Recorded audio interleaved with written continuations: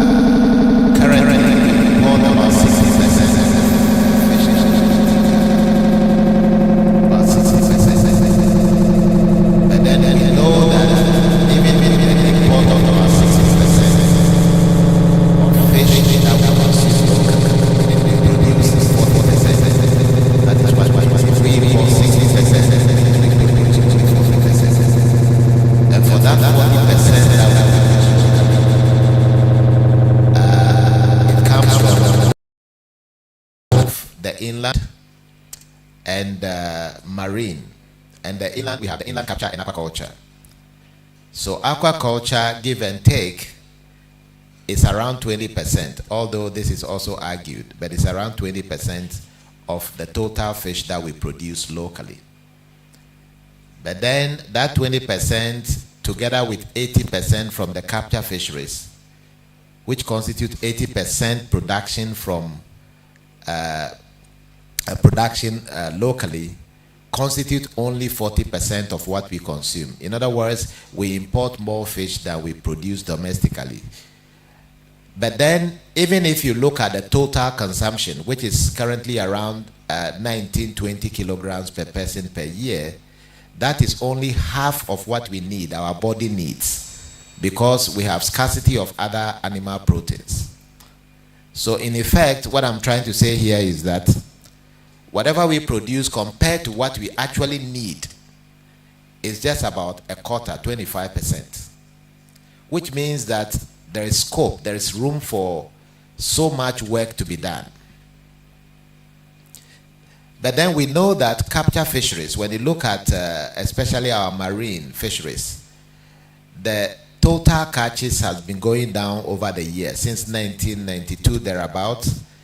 If you look at the catch per vessel, the catch per canoe, which is actually the the subsector that lands almost all what we consume locally, the catch per vessel has been going down significantly. The trend is just going down, down, down, down. So our only salvation now is maybe aquaculture. We have to do everything possible to promote aquaculture to fill the gap. The good thing is that we have all the resources. We have the human resources. We have a lot of able men and women who are coming out of our universities and do not have jobs. And we have the water resources to invest in aquaculture extensively to fill the gap. There's no need for us to be importing this 60%, which is not even filling our need. But then a significant, a very important section or segment of all this process or the value chain is processing and, making the feed, fish or all other aquatic protein or products available for our consumption. And that process adds a lot of value. There was a study that we currently we conducted with one of my PhD students not too long ago in the fishing communities.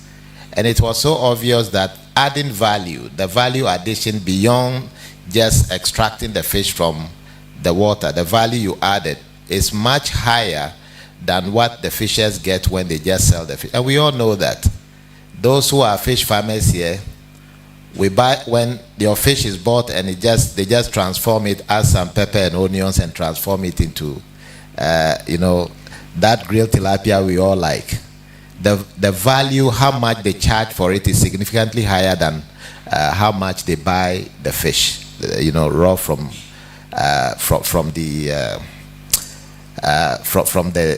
those who are farming the fish. So value addition is actually the key. So how do we generate some innovation in this process so that we can provide a lot of jobs, income, etc., for especially those who are engaged in that segment of the value chain? So this Ghana Food Innovation Hub or Blue Food Innovation Hub to capture to actually take care of even fish from the marine and other spaces is extremely important. I think this is something, if I were younger, this is something I'll be very excited about. I'm sure at this stage I may not be able to acquire the skills and start processing, learning how to process and create all kinds of innovations in that space. But then if you are much younger, I think this is an opportunity for you. So I cannot emphasize the relevance of this workshop or this particular event that we are trying to look at today.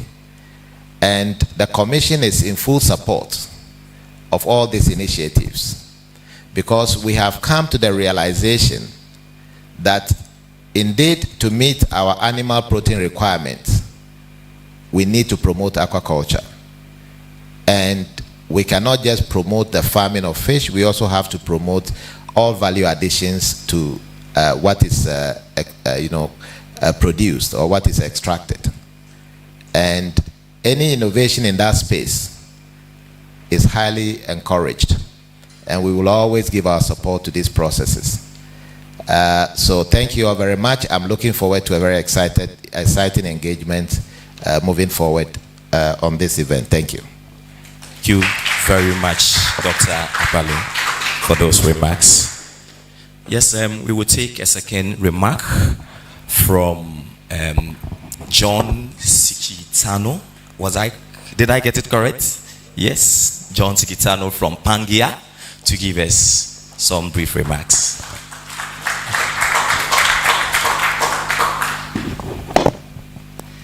Good morning, everyone. My name is John Chikatano. I'm with Pangaea Africa Limited. We're a Ghanaian registered business advisory service firm and investment facilitator. And I'll just make some brief remarks about finance. We all know that the growth of this sector requires finance. It's being driven by companies, small, large, youth-led, women-led, all kinds of companies, and finance is critical for its growth. That's very clear. Yesterday, there was some very interesting discussion about finance by some of the private sector actors. There was also considerable discussion about grants, about NGOs, about the UN agencies, and these are good, but clearly they're not the sustainable drivers of growth, but it's finance. And so we talk about finance and we can refer to the supply of capital and the demand for capital. And I think we're very fortunate that today, regarding the supply of capital, there's enormous innovation happening. With commercial banks, for example, we have the Bridge in Agric program that many of you may know, 6 commercial banks that are lending at 7% in CD terms to agribusinesses. We have the Ghana Venture Capital and Private Equity Association, quite active in Ghana, with funds like Mirepa, Wangara, Injaro, that are providing equity funding to companies, including many agribusinesses. And then we have a whole host. Every week there are new international impact funds that want to generate profit, but also social and environmental impact. And these are looking for investments in places like Ghana and in sectors like aquaculture. Turning to the demand side, I think there's a real opportunity here because you in this room, especially the businesses here, are the demand for capital. How many in this room are representing businesses of some kind? Please raise your hand. Okay, maybe about half. And of you, how many have accessed some kind of financing, not grants, but loans or equity financing for your business? I don't think I see one hand. So clearly, this is a big challenge, but it's an opportunity.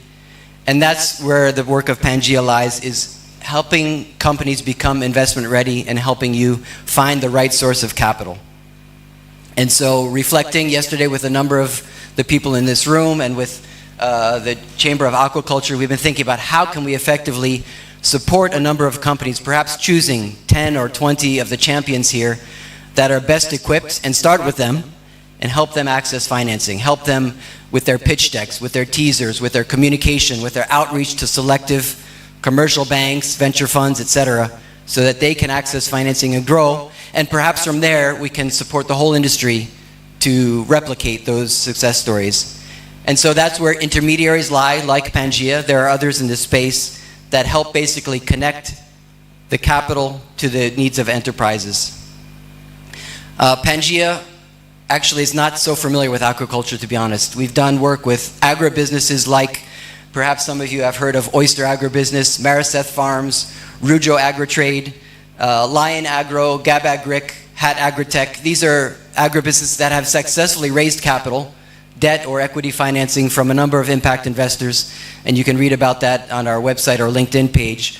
But in terms of aquaculture, I've actually been so impressed in being new to aquaculture, but seeing the engagement, the ideas, the energy, the innovation that's happening in this space, and clearly the impact is very clear when you look only at the dietary needs of Ghanaians, and looking throughout Africa and the rates of malnutrition that persist among children. Fish is clearly one of the answers, and aquatic foods is one of the answers to that challenge. And so I guess I'll close by just saying we are excited about the opportunity. The challenge is clear. Companies are not accessing capital today, but the opportunity is clear. Capital is available. Again, grants are fine, but loans and other kinds of investments are really where the sustainable opportunity lies. And so Pangea remains committed, working with the Chamber, working with the private sector, working with other partners to exploring how we can unlock this financing, because we believe, and I'm sure you'll agree, that financing is really the critical ingredient to growth in the sector. Thank you.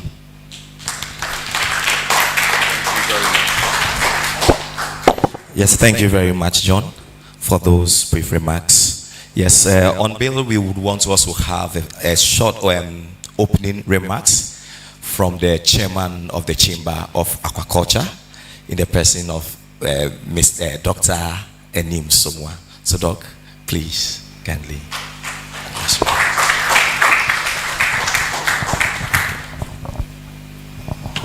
Good morning. And I think it's important for us to understand the dynamics when it comes to financing our food needs, including aquaculture generally. I think we are of the view that there's so much money available in our markets. If you just look at the quantum of imports of food that we bring into this country, and we are able to sell and raise the money to keep importing, it tells us that yes, there is some money in the markets. Agbobloshi market, Malata market, Asamankesi market, Techiman market, Tamale market, Bolga market, where our foods are mainly traded. It's important in thinking about innovative financing. My take is for us to be able to also structure the markets. In places where markets are structured, it's very, very easy to raise money, to do food production, to do food processing, to do anything with food, because you're sure of the market. I had an experience when I worked as a staff of the Ontario Ministry of Food and Agriculture. My responsibility was a traceability coordinator. My job was to trace how food is grown until it gets to the markets for 13 commodities. And that is what opened my eyes to how structured markets deal with the problem of access to finance. In environments where the markets are structured, by the time I buy my fingerlings, I know who is going to buy and how much it would end up paying, depending on how I deliver. So with that arrangement, if banks are here, I'm sure they'll fall for it. If government programs that provide finance are here, they'll fall for it. The challenge is, how do we get the monies that are poured into aquaculture, agriculture back? Our history as a country is not too good. So it's important, as we think through, we focus on how do we get the money back, not how we get the financing, but most importantly, how we get the money back. And once that puzzle is fixed, then it makes it easier for people to pour in their money, because as a matter of fact, it will be giving. My experience with Omafra gave me also an understanding that businesses need to be investor ready, especially agricultural businesses. Good to have the idea, but that is not enough. It must be our obligation as businesses to have the management systems that would make sure we get a good return on any investment we make. And I think this is where the chamber wants to work with collaborators to lift our small fish farmers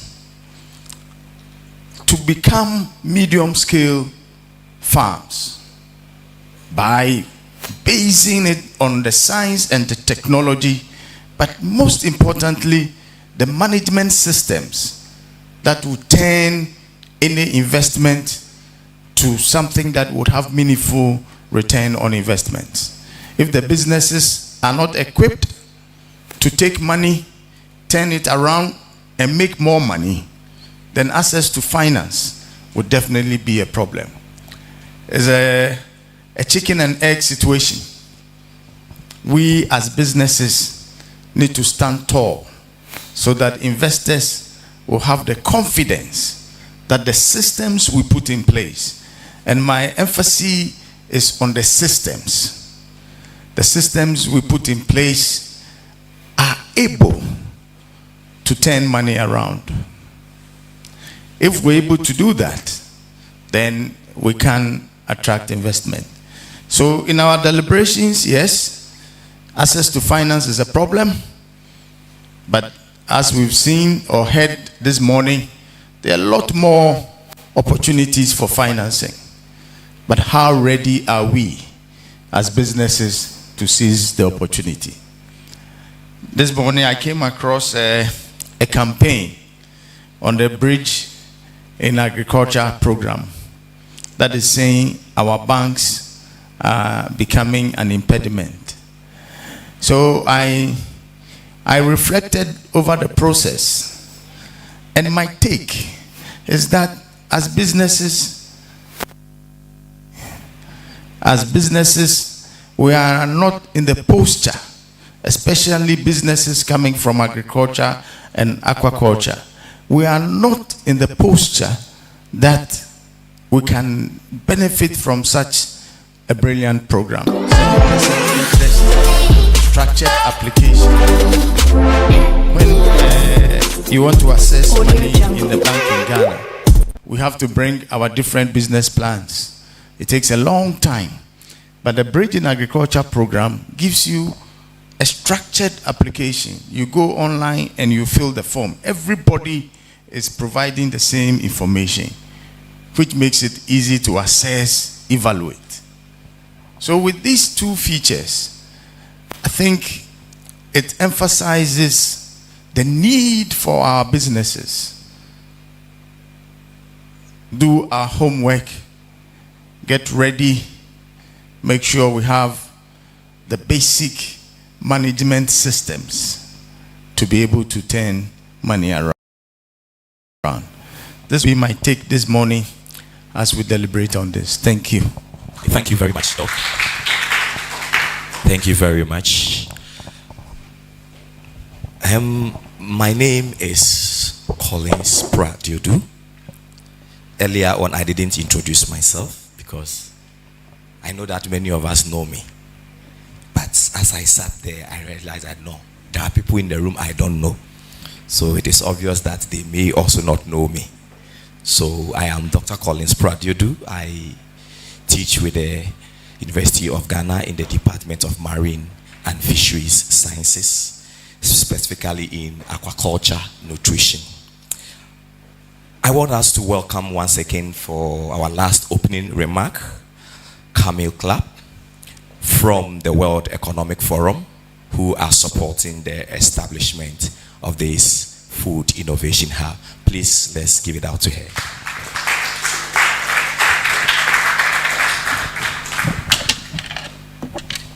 Thank you very much, Collins. Thank you very much, all the speakers as well. It's really a pleasure for me to be here with my team. And it's really nice to see a full room this morning where we're very happy that you two took a time to be with us for the session. So as Collins has introduced, my name is Camilla Clapp. I've worked with the World Economic Forum and more importantly on the Blue Food Innovation, which is a new area for our organization.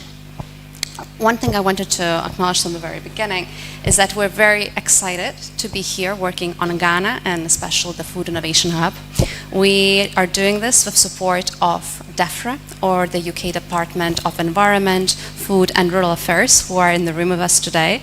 So a big thanks to the government of the UK for supporting this work and seeing the potential of Ghana's blue food sector. I'm also very glad that we're working on this very closely with our colleagues from the Chamber of Aquaculture, who have put this fantastic event together, a colleague from Boston Consulting Group, and of course Pangaea and everyone else here today. Yesterday we heard a lot about innovation as something to catalyze the private sector, to get efficiencies, to create the jobs. But how exactly do we do this innovation? And this is actually something that we want to focus our session today. We have 3 hours, more or less, and we really want to go as much as possible to understand what does innovation mean for you, what innovations can have most potential, what does it mean in different regions, and what practical steps can we be taking in establishing a hub like this? What value can it have for you to make sure that it creates a system ultimately for a good and strong blue food economy? At the World Economic Forum, we work on this logo that you've seen all around across this Aquaculture Ghana event of the Food Innovation Hubs. We have a model that we implement across the world, and we currently have 7 hubs, some in Asia, in Vietnam, United Arab Emirates. We have some in Colombia. We have some in Africa as well, so a Southern Africa hub, one in Rwanda, some scoping work in Kenya, and then ultimately here in Ghana. As Collins mentioned in the very beginning, this is the very first hub that's going to be focused exclusively on blue food. And that's because we see a lot of potential in the blue food economy in Ghana, and of course because we see the need. As speakers have mentioned before, majority of the protein that Ghana people receive actually come from fish, while the country does not yet fulfill its demand. So there's definitely a lot of potential for innovative methods to increase production, increase efficiencies, and also to create jobs. From our side at the forum, we've started this work not too long ago, but we started it at 3 different levels. We started working on it on a global level, trying to understand where blue economy is globally. And we're actually going to hear a little bit more about this today from our colleague David, to try to understand what are the key innovations that are in the world today that we might be able to draw upon or get them to inspire us. We also have been working on an African level, so a continental level, to bring an investment case for investors to try to focus more in Africa, where of course you have huge population growth, huge opportunities, to make sure that that investment case is clear and that it has economic benefits. And of course, finally, we have the country level, which is why we're all here today. The purpose of this workshop is going to be to co-create the hub. We're going to have a workshop. This is our first engagement. In a couple of months, we're going to have a follow-up, and then we hope to launch the actual hub in early next year. And the way it looks depends very, very much on you in the room. Similarly to John from Pangaea, I actually wanted to check who do we have in the room today. So to understand a little bit more, who's joining us. So firstly, I wanted to check geographically. Who here is from Accra? Show of hands. Okay, it's actually not so many at all. Where's everyone else coming from? Excellent. Who's from outside? The East region? Okay, let's keep the foreigners first. Let's keep the Ghanaians. Anyone from the East region of Ghana? Okay, great. The West? Fantastic. Excellent. North? Excellent. Very good. Thank you very much. That's really good to know, because we do want to make sure that we're as inclusive as possible during these discussions. And then in terms of sectors, we're talking about, of course, private sector in a very large sense. So who here is a fish farmer? Okay, let me have a look. Excellent. Who's working for a larger processing company or across, more widely across the value chain of the fish? Okay, excellent. A few. Anyone from academia? Nice, thank you. Government? Of course, we have a few. I'm doing this to firstly understand who we have, but also to highlight that what we want the hub to be is a collaboration between public and private sector, between between the civil society, to make sure that whatever we're doing is to benefit of all, and also that whatever we're doing collaboratively. And this is what we want the hub to be, and we're very, very excited to have these discussions today. So I think here I'm going to stop. I'm going to hand over to Collins. Thank you very, very much for joining, and looking forward to the discussions throughout the day. Thank you. Okay, thank you very much, Camille. Thank you. Okay, so at this moment, we would want to take a presentation from one of the partners who are helping to establish this food innovation hub in Ghana.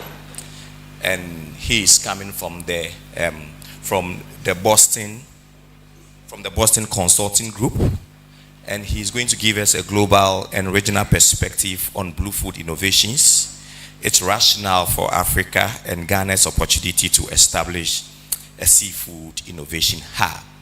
Please help me welcome Mr. David Notich from the Boston Consulting Group. Dave.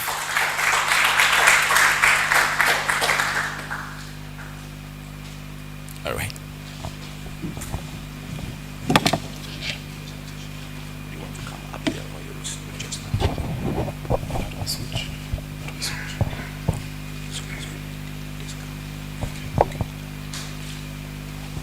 Hi everyone, pleasure to be here. As he said, my name is David Nottage. I'm a consultant with the Boston Consulting Group.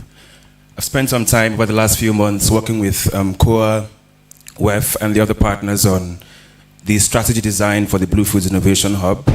And what I'd be doing over the next few minutes is just giving you a global overview of the blue foods industry as a whole, Africa's opportunity, and the challenges and, of course, opportunities for innovation in Africa. So starting off,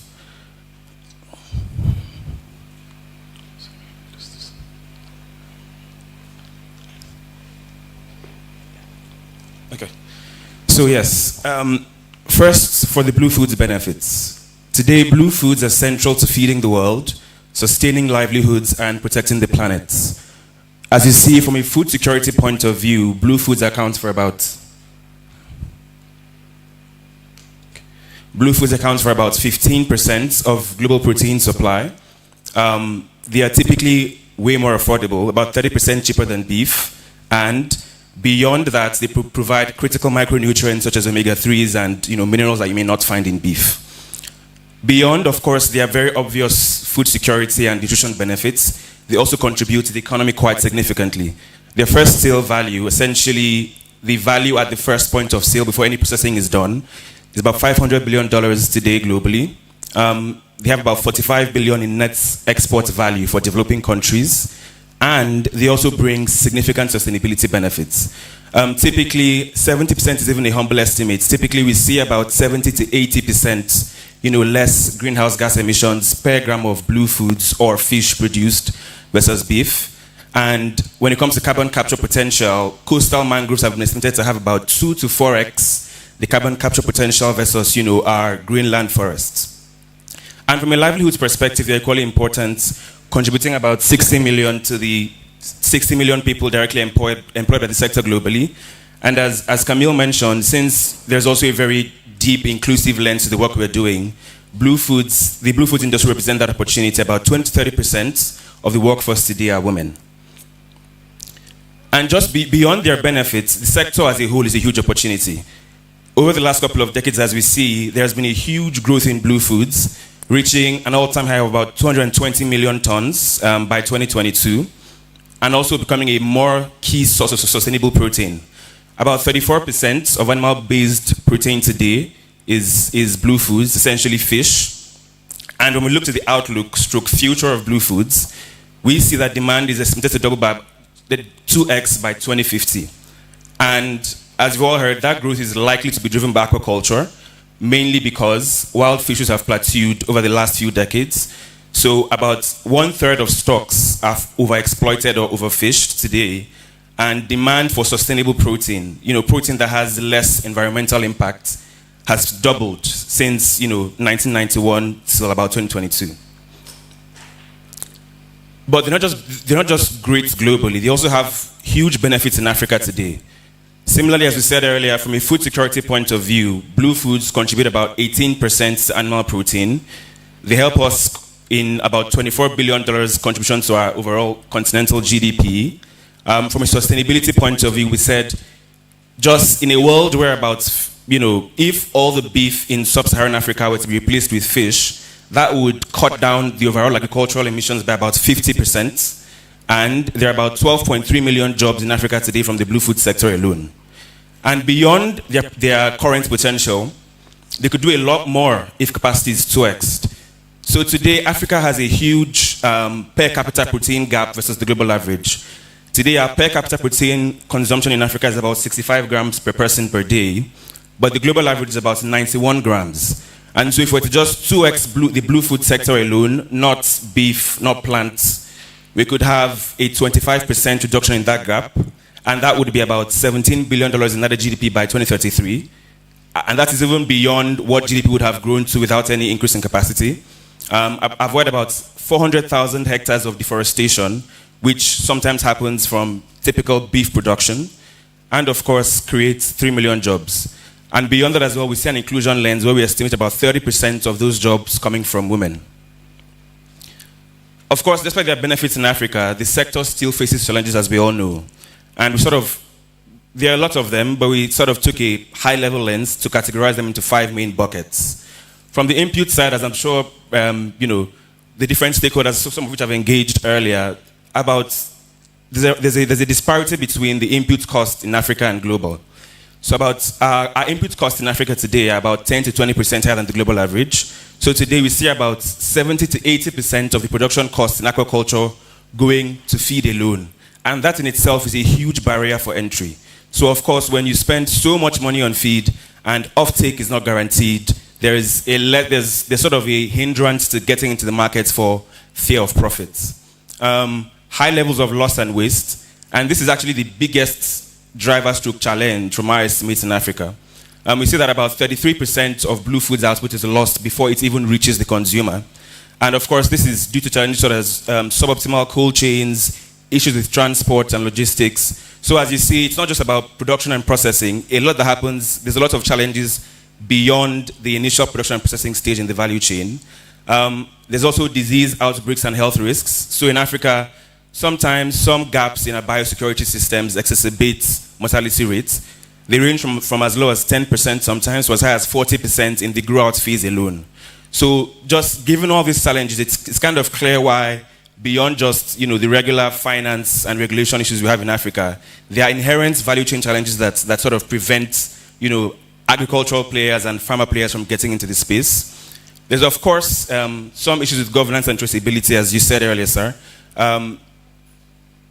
In Africa, tuna and shrimp fishing in 2021 was about 2x, was mostly illegal and unregulated, and that was about 2x the global average.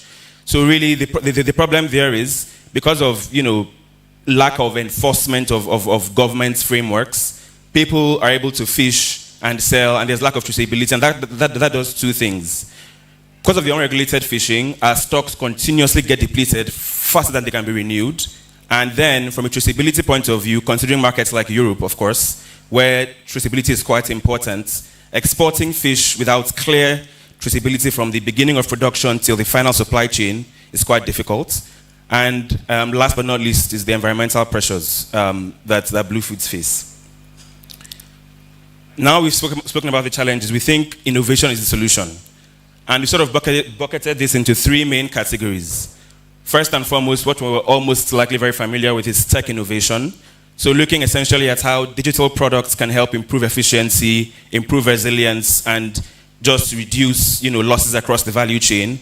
And of course, as everyone knows nowadays, there's AI tools, water quality sensors that could help bridge the gaps in skills. You have farmers who might not be as savvy to understand when to change water, and the quality sensors sort of trigger that and let you know when to change your water and so on. But beyond that, in Africa's context, we think the last two are even more critical. Business model innovation. So there are several challenges: lack of access to finance, lack of predictability of offtake, and so on. And so business model innovations look at how blue foods can be redesigned to help access finance and scale. Take, for instance, the last example on platform models. So what we've seen in some exemplar countries are platforms that help connect smallholders directly to off-takers or consumers, so they know when to harvest and when they are likely to have offtake. One main challenge we see is that sometimes people produce fish and have maybe 2 tons of fish ready to go to market, but there's no one to offtake.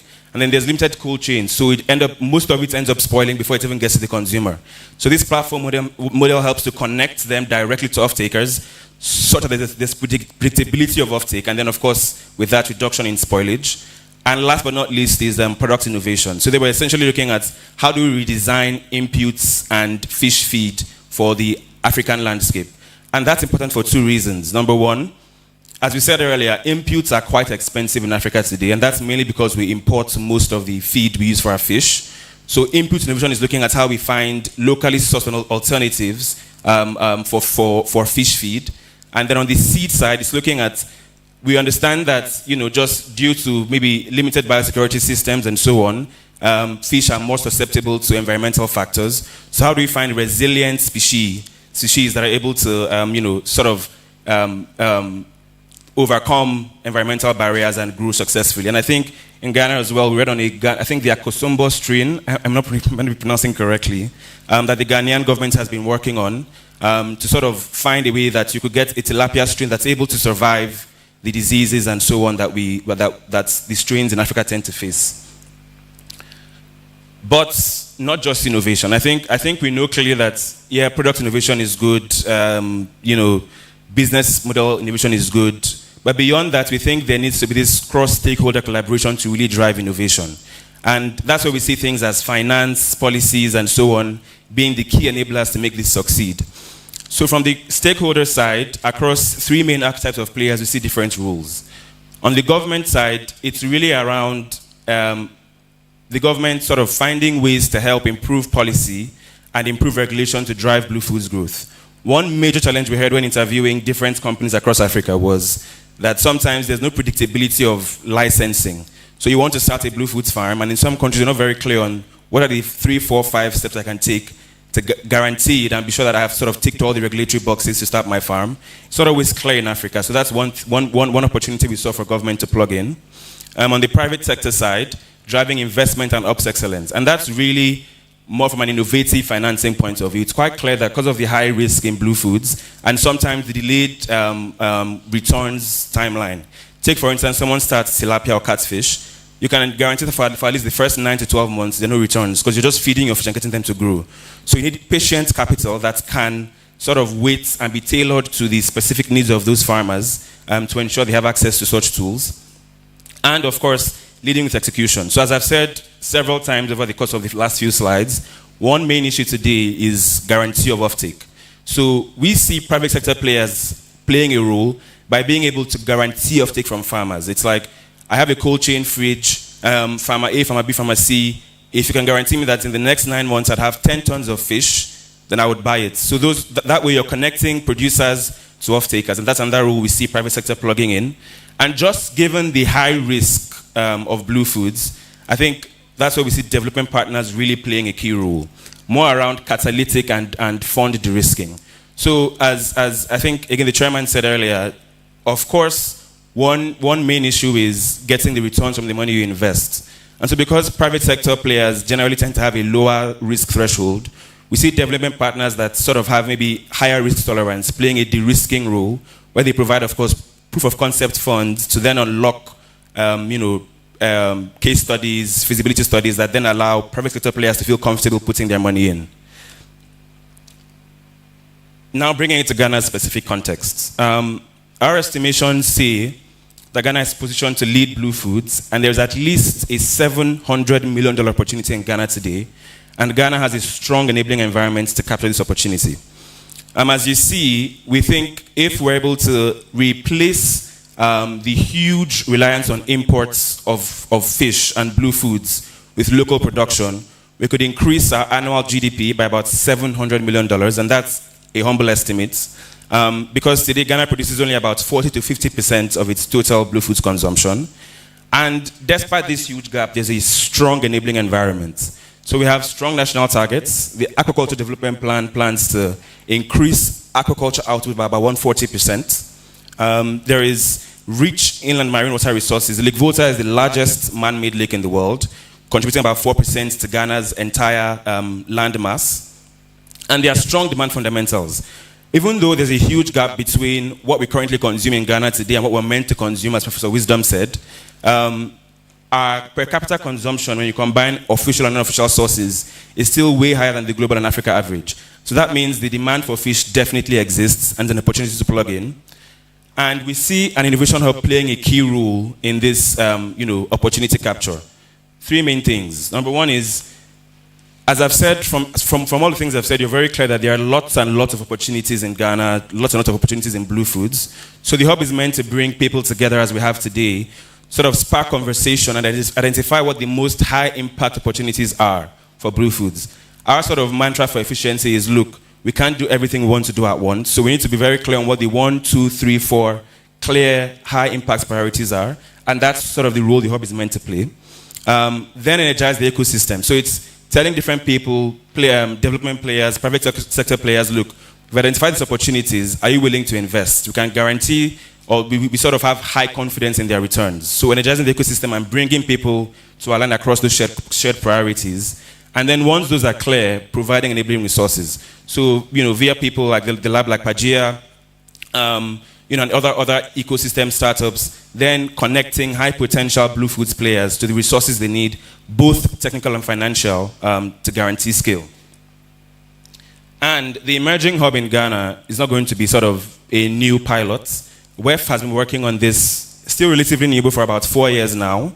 And there are several hubs already across the world, Europe, Colombia, India, UAE, Vietnam, Southern Africa, that have already demonstrated, traction as far as the food innovation hub concept is concerned. But Ghana is going to be the first blue foods innovation hub globally. And so via this new collaboration, we're laying the groundwork now for the hub to take off in 2026. And that brings me to the end of my beautiful presentation. Okay, thank you very much, Dave. So we will take a second presentation from the Chamber of Aquaculture, and Jake is going to give us the overview of blue foods in Ghana after we have looked at it from the global perspective in Africa. Thank you. Good morning. Good morning. I'm Jacob, and I work with the Chamber of Aquaculture Ghana. And as David mentioned, we are preparing to launch this innovative hub with focus on blue food in 2026. And as part of the preparations, we have to engage stakeholders. So I want to indicate that we are very excited to have you at this important session this morning. And as an ardent eater of blue foods, I'm always happy to be part of a conversation like this. And interestingly, this morning when I met my team, I realized that they have inscription at the back of their t-shirt that says, "Eat Ghana, Farm Blue Foods." That's very exciting. So this morning I want to present briefly about the blue food sector in Ghana. As we are all aware, we have 3 main sources for blue foods.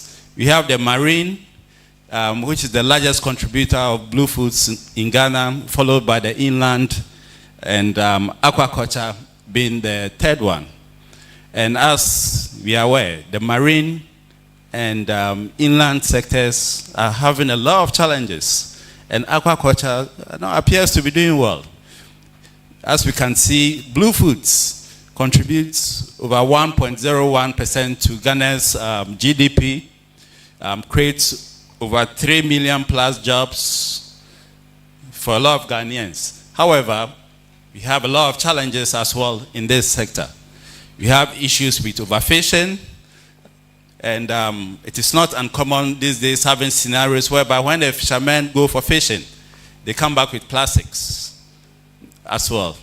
We have issue with rising cost of fish feed that really impedes, especially small and medium scale farmers from scaling up the production because they are always struggling to have access to finance to buy feed. Disease outbreaks is a big one. In recent years, the sector has suffered from disease outbreaks, and in some instances, we have situations whereby some of the farms even collapse.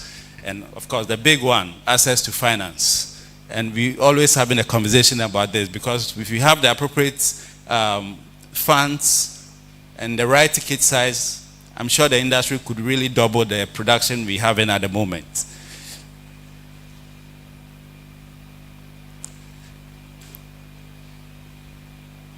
So, the journey of blue foods in Ghana again reveals some key pain points and clear opportunities for innovation at every stage.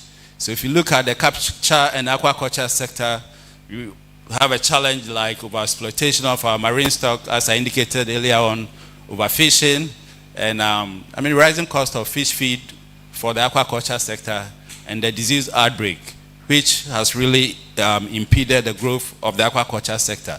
But at the same time, we've also realized that these challenges can also be turned into another opportunity as well. So it's an opportunity for us to develop low-cost feed formulas, developing resilient species that can withstand any disease outbreak in our aquaculture sector. We have challenge when it comes to processing. Camille asked if we have any large-scale processor in the room.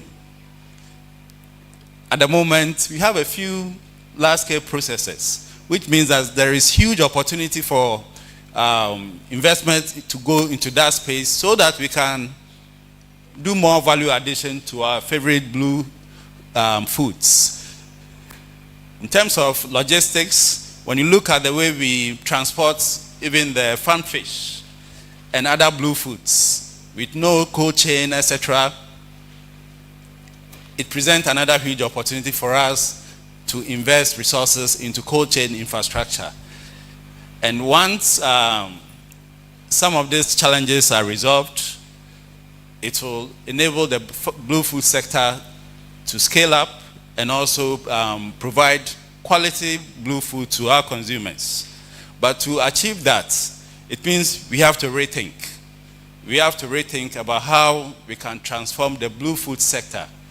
We must be ready to embrace a unified strategy built on collaboration and innovation. One stakeholder cannot do it. We need all stakeholders on board. We need a government stakeholder, we need private sector players, we need development partners on board for us to transform the blue food sector. And we can only do this by co-creating a national seafood innovation hub to foster innovation, sustainability, and economic growth in Ghana. And that is one of the reasons why, as a chamber, we are very, very grateful to our partners at the World Economic Forum for considering us again to be a reliable partner for the first food innovation hub with focus on blue food to be established in Africa. And we also want to recognize our partner, DIFRA. DIFRA is playing an instrumental role in the establishment of this hub. They are providing expertise and resources for this hub to take off in 2026. And I also want to add that we have a number of partners who are working behind the scene. The BCG, a team from Stanford University, Olri, provided various services to ensure that we establish a hub that can be more sustainable and can also stand the test of time.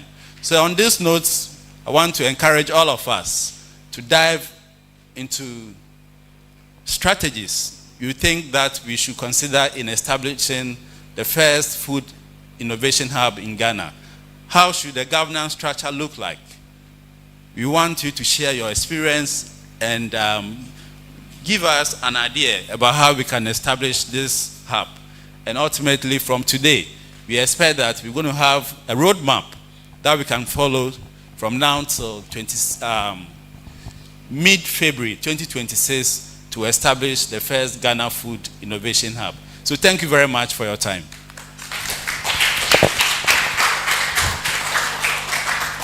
Okay, thank you very much, Mr. Jacob Ajika, CEO of the Chamber of Aquaculture. I think we've been sitting for almost an hour now, and at this moment we would want to take a coffee break. And so, but before that, we would first of all want to take a group photograph up here. Then after the photograph, we move out to have our coffee break. Thank you. So we would want to take the photograph. But when we come back from the break, we are going to break out into different sessions, or let me say into different groups. And the groups we have already been formed based on the table you are sitting behind.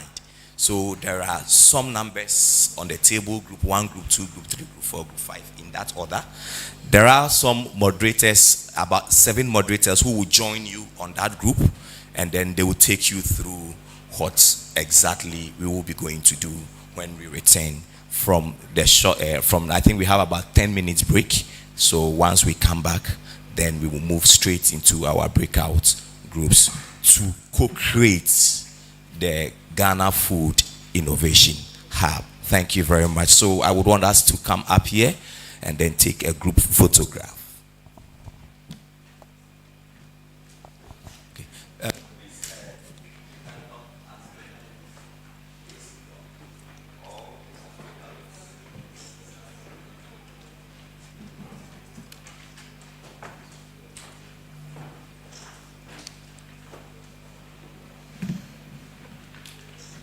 It's important that you are part of this group photograph, so that one day you can, yes, you can make reference to it that you were part of those who created this Food Innovation Hub.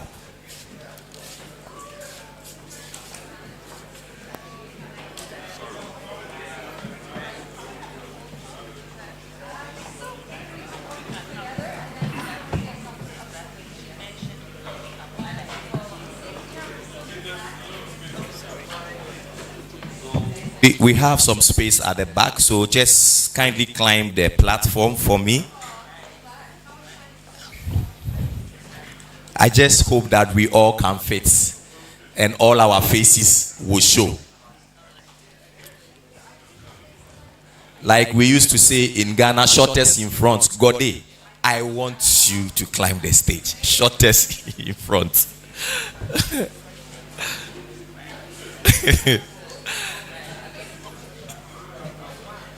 So if I can have the board chair of the Chamber of Aquaculture and the board chair of the Fisheries Commission, yes, at least at the front. Then we have Dr. Amadou Tal also in there. Yeah. Yes, just make sure that your head is showing so that at least we can see your face.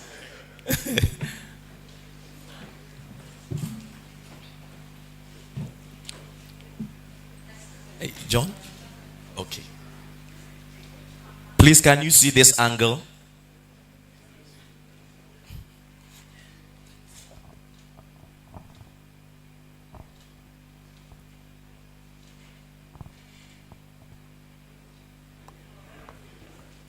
Okay, thank you very much. So we will go for our coffee break. We have only 10 minutes for this.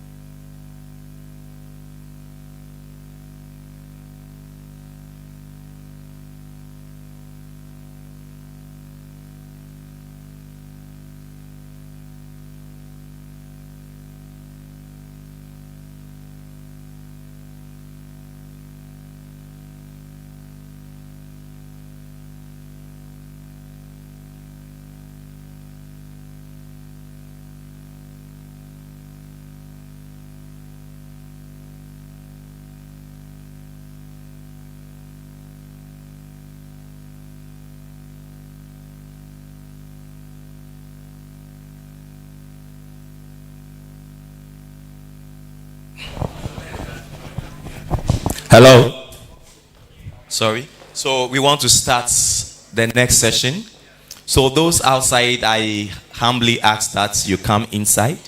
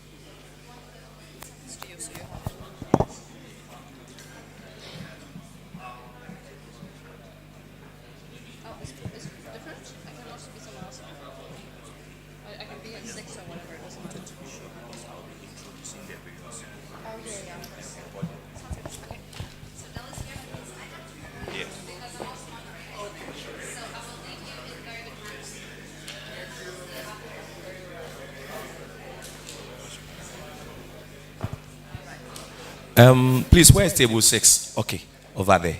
So I will join you there. All right, good. Okay, welcome back. We want to proceed with the second session of our co-creation activity.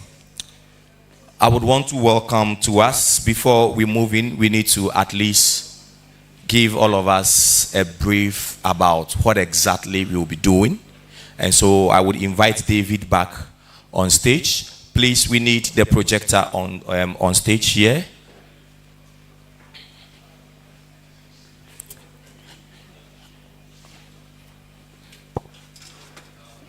Okay.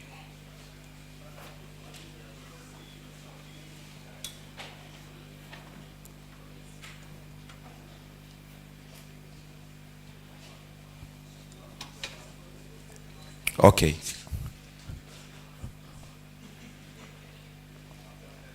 So David would take us through what exactly is expected of us in each of the groups. There are we have exactly 7 groups. Each group has a moderator, so I'm sure when we start, the moderator would introduce themselves to you, and then they would take us through the exact activities that each and every one of us in a group would be doing. Thank you very much. So we're waiting for the slides to be projected so that he can take us through.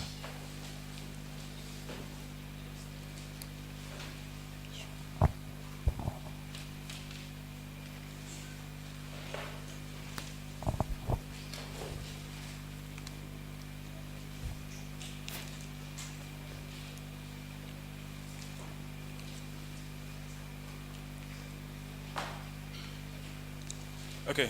So before I jump into the slides, the next step of our workshop today is breakout sessions. So we've had the overall discussions where we presented perspectives, gave you an overview, what's happening in the industry, how does it apply to Ghana. And now, because this is really a co-creation workshop, the first of its kind for the Food Innovation Hub effort in Ghana, we want to sort of start conversations about what exactly the Food Innovation Hub should focus on, thinking critically of the main challenges Ghana faces today as far as blue foods are concerned. So I just want to ground you all in how exactly the workshop would flow and, what we think the conversation should focus on. But the main point is to get your ideas. So this is meant to serve as a guide, not as a rule book. So of course, in your different groups, if conversations sort of spark outside topics here on these slides, please feel free to engage on them. So, just to ground you, this is supposed to serve as pillars that define the entire framework of blue foods in Ghana. Moving across from left to right, we have segment, stroke, source, species, value chain, innovation type, and interventions. So on the first 3, we're sort of just giving you an overview of the entire ecosystem. Not necessarily saying that these are dominant, segment stroke sources or dominant species. Of course, in Ghana, we know the main species consumed is tilapia, but it's just saying, as we think of blue foods and blue foods innovations, there are 4 different sources we could leverage. There's inland aquaculture, mostly Lake Volta. There's marine aquaculture, still a bit dormant as far as Ghana is concerned.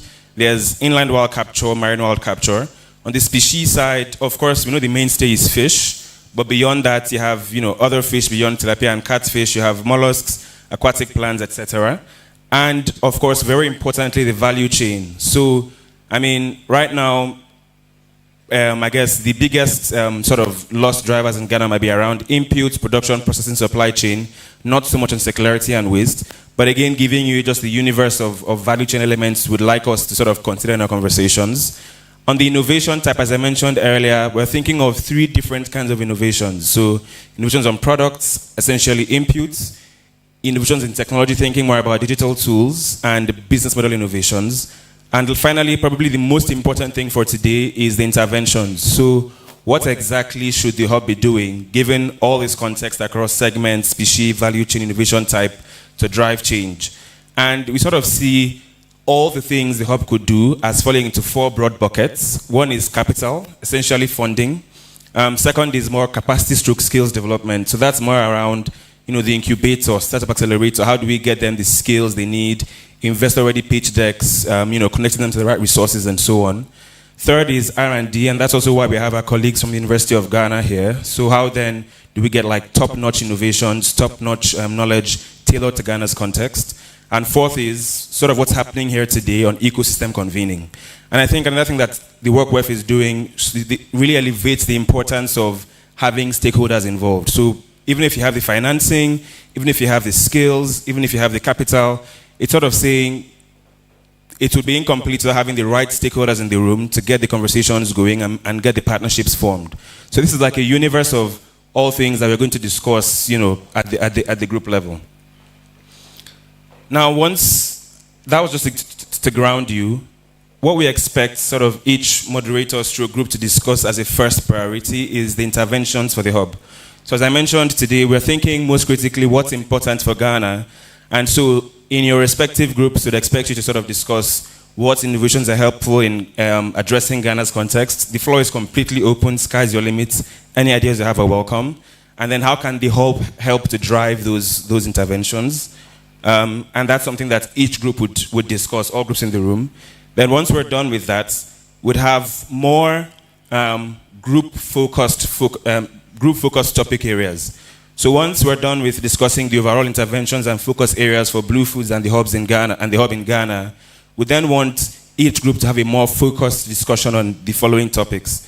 First is on the Startup Accelerator. So as they mentioned earlier, one thing DEFRA wants to do in Ghana is a startup incubator stroke accelerator. So we'd have, I think, at least 2 groups in the room discuss that. And there's a case study here which we can go into more detail on the specific tables.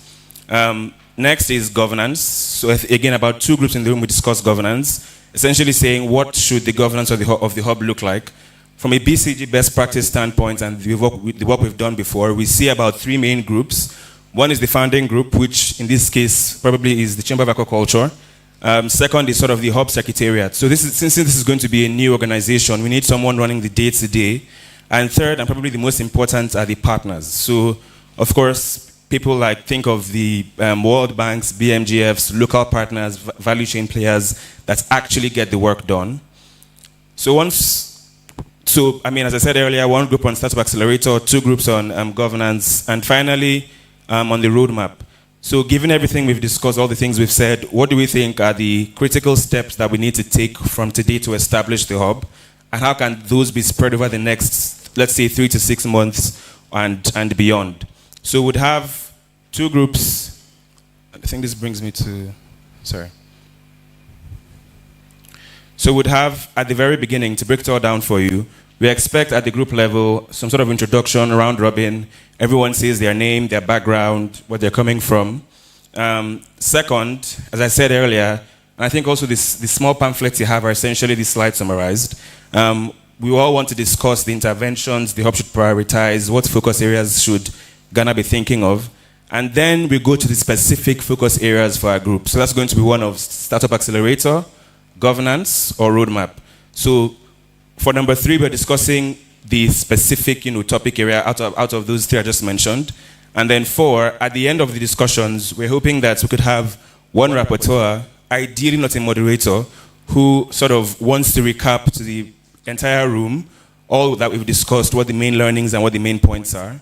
And that would sort of bring us to the end of the breakout session. I mean, before we start, happy to take any questions or clarifications if anyone has, or if it's all clear, we can jump in. Any questions? Okay, so, yep. So yeah, I think your moderators now would start engaging with you on your different tables. They're already sitting down with you. Sure. Okay, thank you, Bal. So we have just about between 50 minutes to 1 hour to do this. So we start now. Okay, thank you.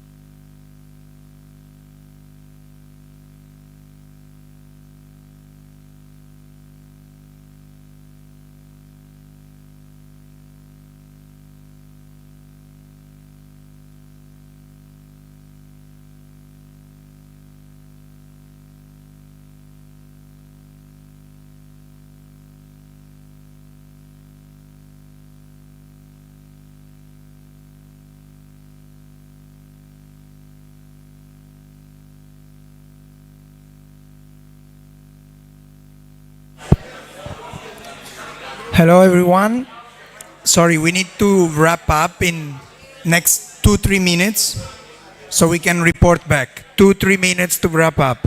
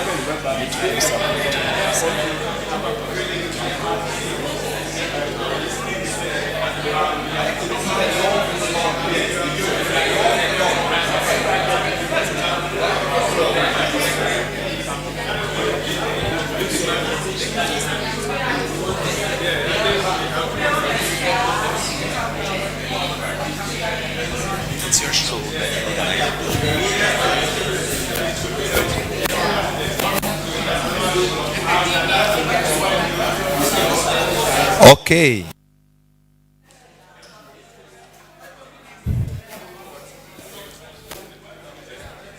All right. So we've already exhausted 60 minutes and we have to come back for the next 20 minutes. We want to receive. Hello? Hello? Good. I can still hear some discussions going on around some tables. Hello? If you can hear my voice, I want you to say, ow. So the voices I did not hear means they are still having a discussion. All right. So I think it's been very interesting on each table. The ideas that are coming up are very beautiful, very powerful ideas. But we can't, our time is up. And so I want to, the next thing we are going to do that each group, we have 7 groups, would give us one reporter who would come and summarize in 2 minutes. I'm giving you only 2 minutes. 2 minutes to summarize the ideas that you have put down. I'm going to start in order of group 1, group 2, group 3, group 4. Okay? So if group 1 is ready, I would want your reporter to come here and then give us the ideas you have put together. So when you come, you mention your name and then you tell us what you worked on. Okay? What was your focus? And then in 2 minutes, you summarize the ideas.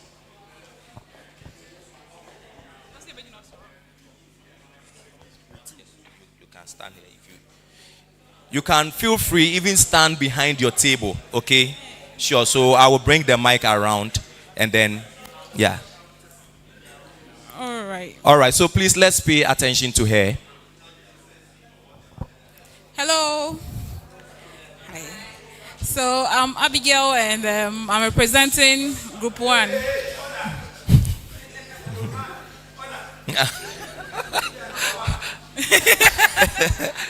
I like the fact that he had to take off the hat for us to see that old man. Okay, so our group focused mainly on the first one, the source, mostly the challenges we have in the industry, and also some interventions and the accelerating programs that we can do. So we came up with issues with high cost of production and high cost of production, and also marketing problems that people are not able to sell their fish, and then also high cost of production has to do with feed and all of that, and then what again? That was all. Let me consult my group. Okay, so most of the innovations we came up with has to do with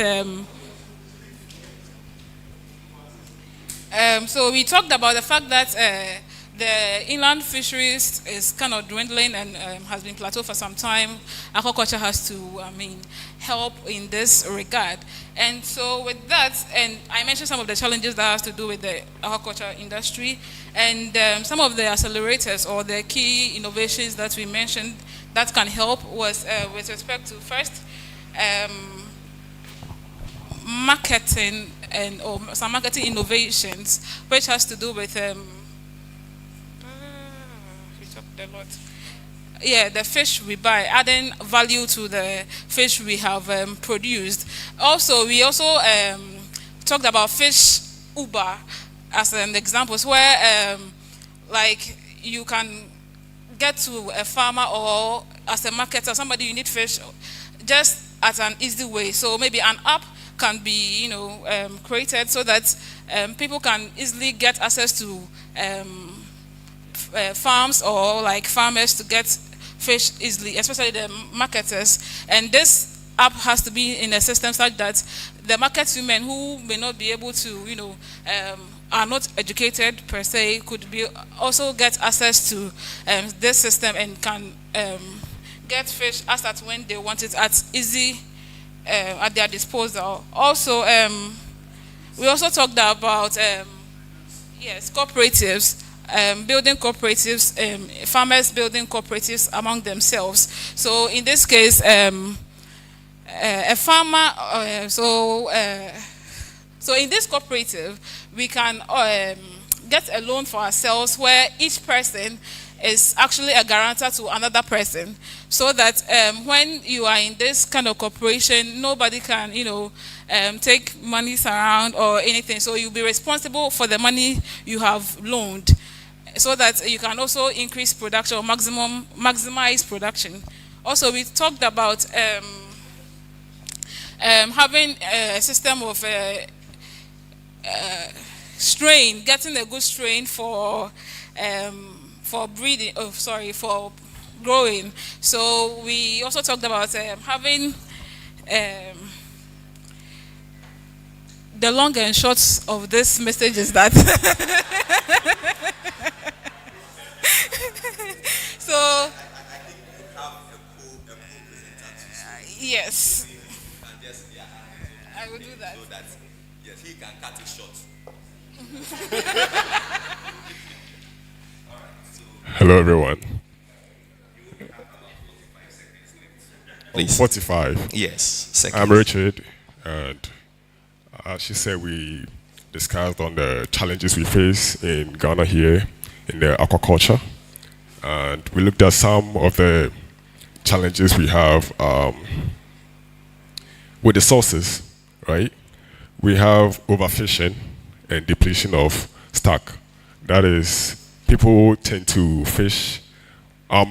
We first discussed where our main sources come from, and it was with the aquaculture, and then the mainland, main sea, like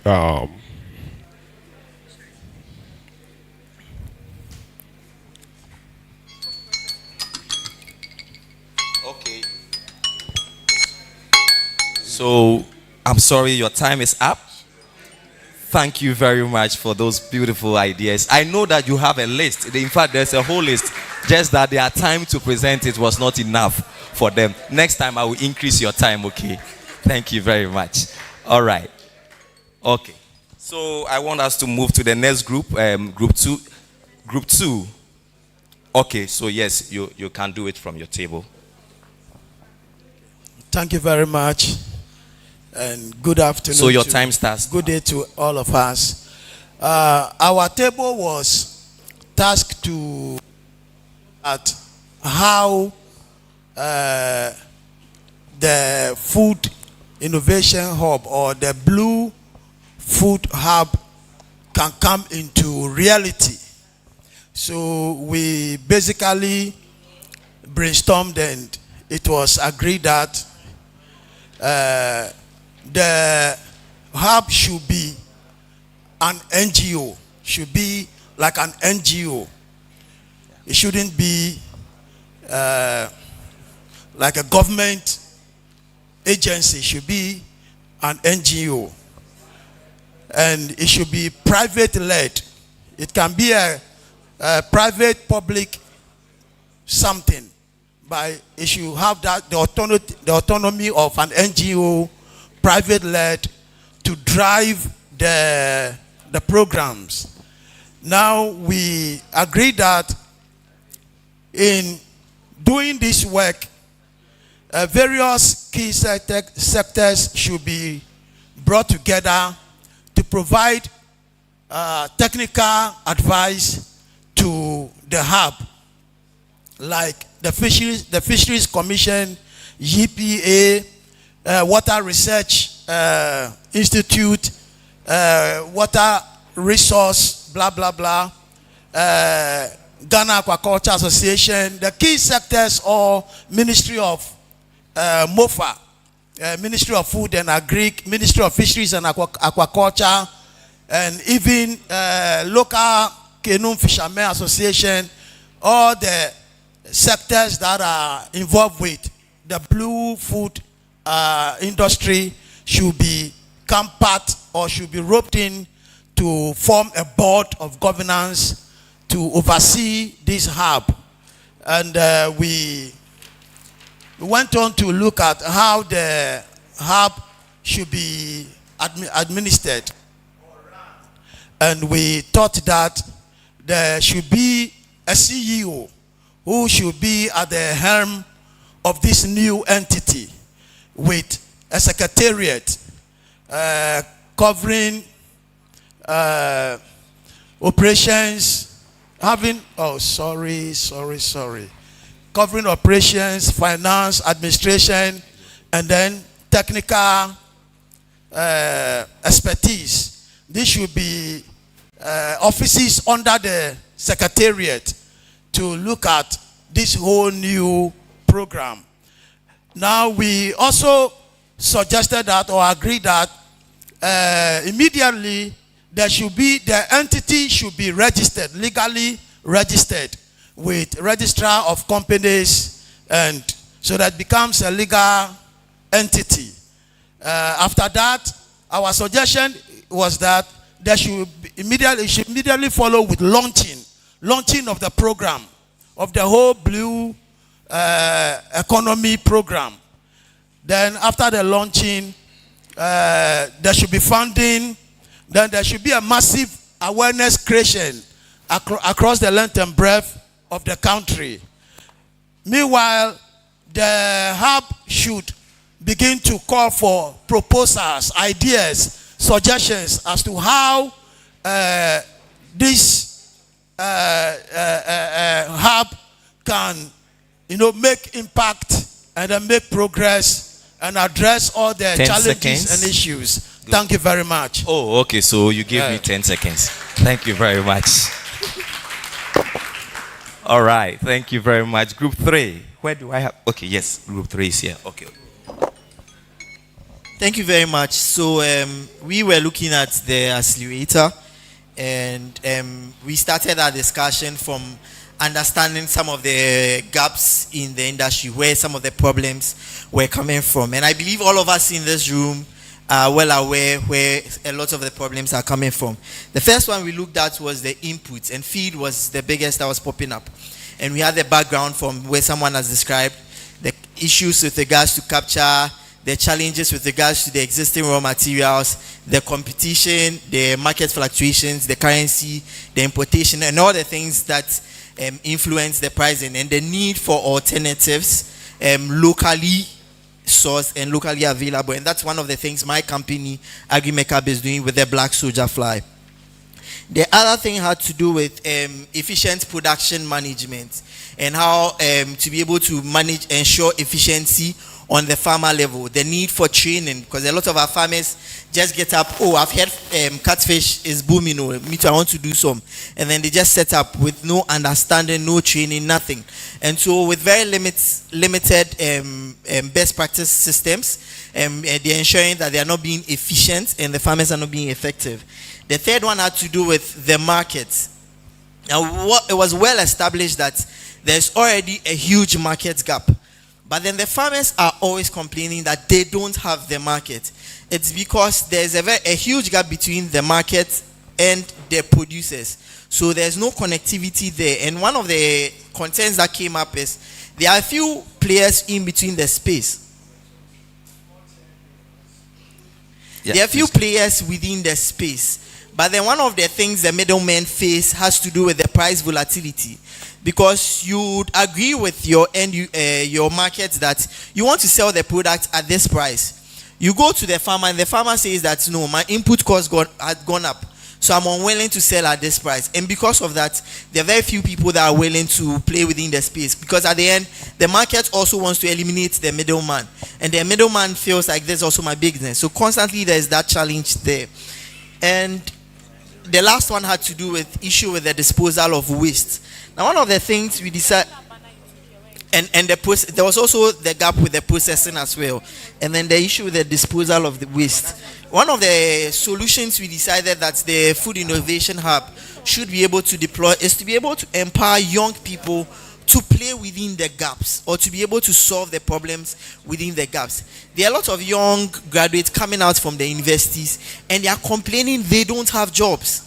Yet these are problems where if their capacities are built, they could be able to build solutions for the industry. 10 seconds.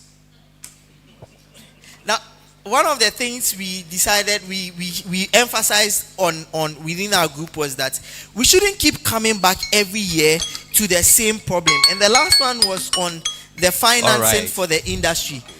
For the accelerator program, that the accelerator program should be centered. Thank you very much, Mr. Luther Kwashi. Yes, I can see he has a whole list. We will put them together. Okay, thank you very much. So I'll go to group 4.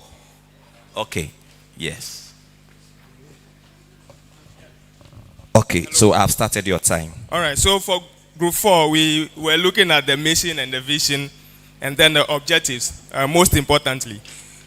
For the mission, we do not exactly disagree with the mission you have, except we find it too long, and we have suggested that it should be accelerate sustainable and equitable growth in the Ghanaian aquaculture industry. That's a very simple but also overarching mission. So sustainability covers a couple of stuff with welfare and all of that. Equitable will cover the gender issues and inclusion. So that should be a very simple. They actually gave us a very long mission that will bore you. I have to be honest. The vision should, we really like that you mentioned that you want to position Ghana as the regional leader, which is fantastic. So again, please, we have simplified it for you, saying it should be to position Ghana as a regional leader in sustainable blue food transformation. So that is the vision. For the objectives, we agree with all of them, but we were very surprised that you didn't capture finance in there. Knowing is one of the biggest issues we are facing. So we added that you should include to facilitate access, not just the finance being there, because of course we know Ghana, the industry, maybe the monies are there, but they are locked at specific places and it's very hard to access them, right? So facilitate access to finance and then promote entrepreneurial development.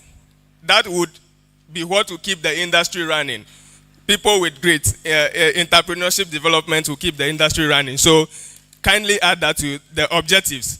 And then we also looked at the pillars, some of the innovations that we could put in place to address some of the biggest challenges the sector is facing. So we talked about traceability, very, very important, as there is a growing discussion around sustainability, where does my fish come from and all of that. We want to develop or invest in digital platforms that could improve traceability of the product.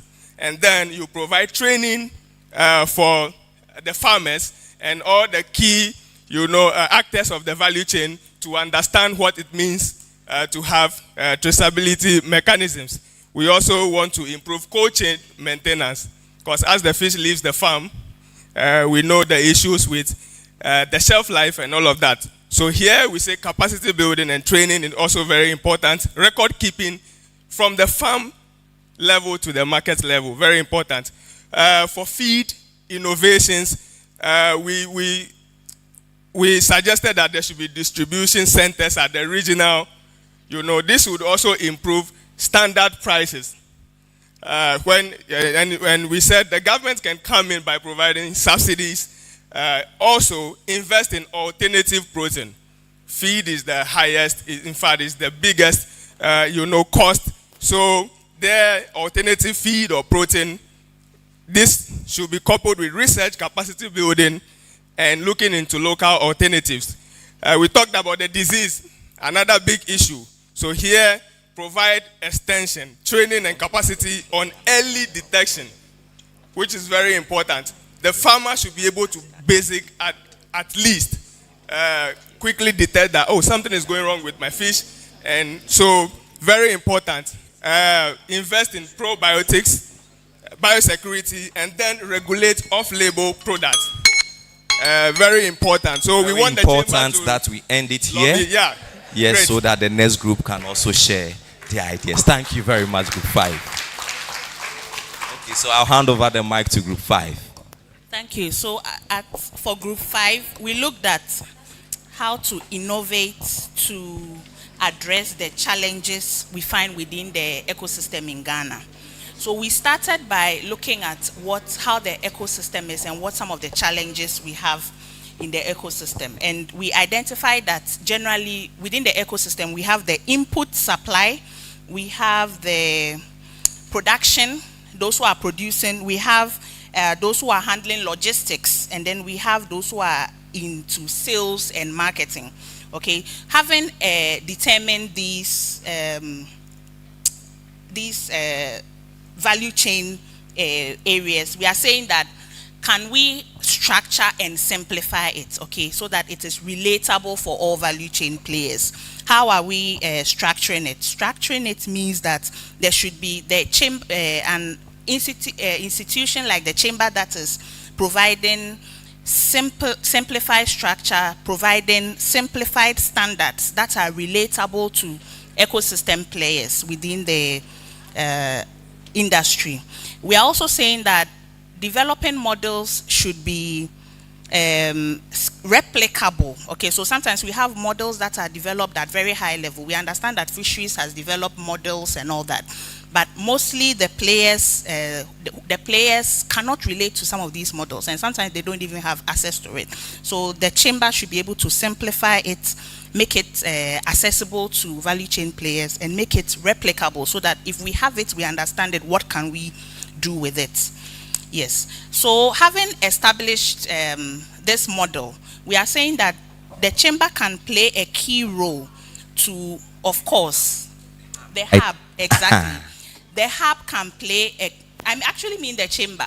So we have a hub, okay, how are we addressing challenges within the ecosystem? And we are saying that standardize the ecosystem, let us understand the various value chain, make it relatable to us, okay? And then the next question is, how can the hub help to drive these innovations? Okay, so the hub can drive standardization, right, of the ecosystem. The hub can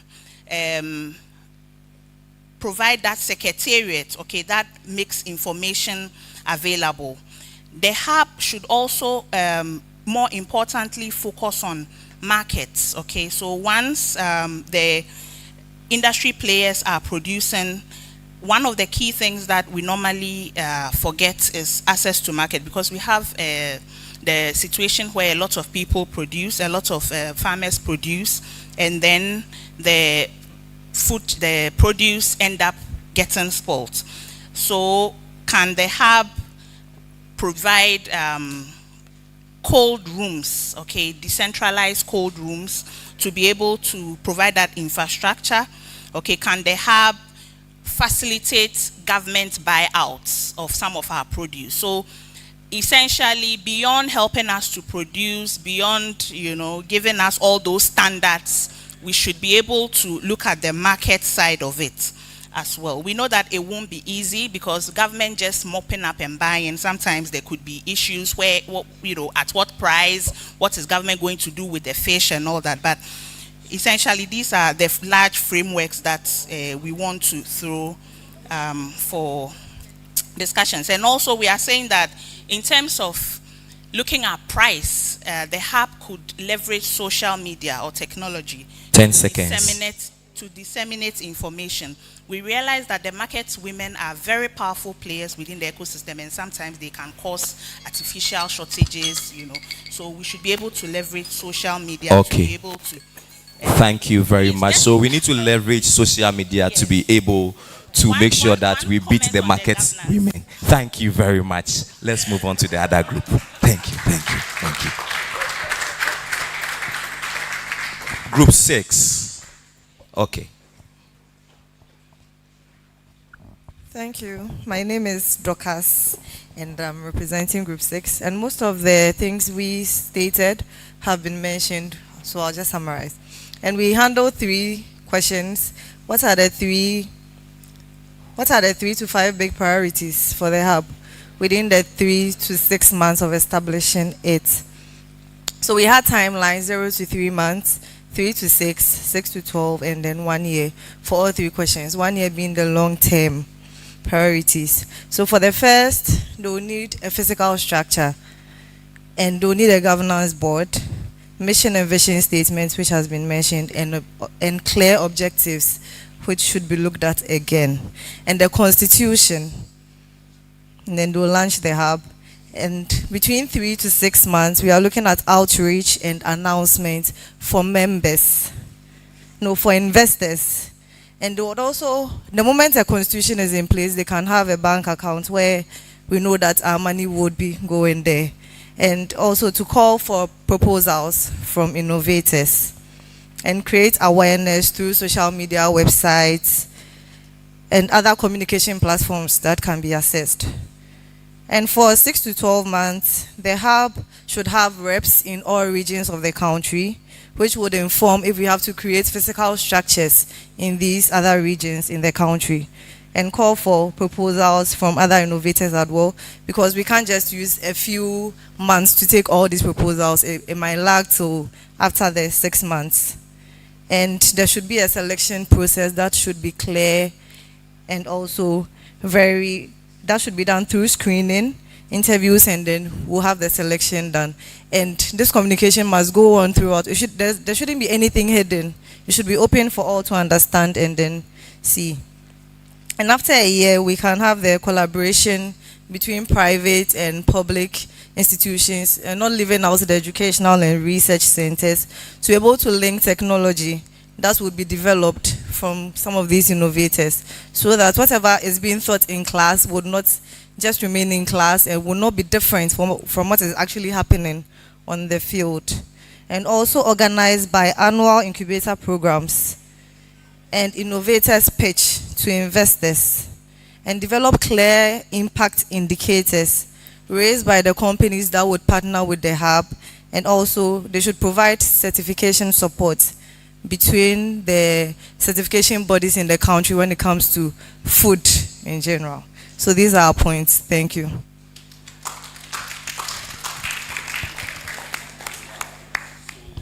You've given me 1 hour, 15 seconds, 1 minute, 15 seconds. I will add it to your time because you are the last group. So please start. Thank you very much. My name is Daniel and I'm presenting Group 7. So we realize that for the blue economy to drive innovation well, one thing you need to know is about the design thinking process, which helps them to understand the challenges that we are facing and develop the right solutions to them. So as part of the challenges, we came across the input, the diseases, and also the processing. So with the input, we came across the innovations that we can develop is about alternative food sources or protein sources, which is using the black soy just as our brothers were mentioned, also the palm oil larvae as well, and other innovative food alternative sources, and also having a full automated system as it being operated by farm estates. We can also adapt that system in the aquaculture sector to have a full automated operation system in aquaculture as well. With the disease, we also care about having more innovation in the vaccine and probiotics development, and also diagnostic services, of which can even have a robotic system where it can be in the pond and all that to detect disease and all that for us.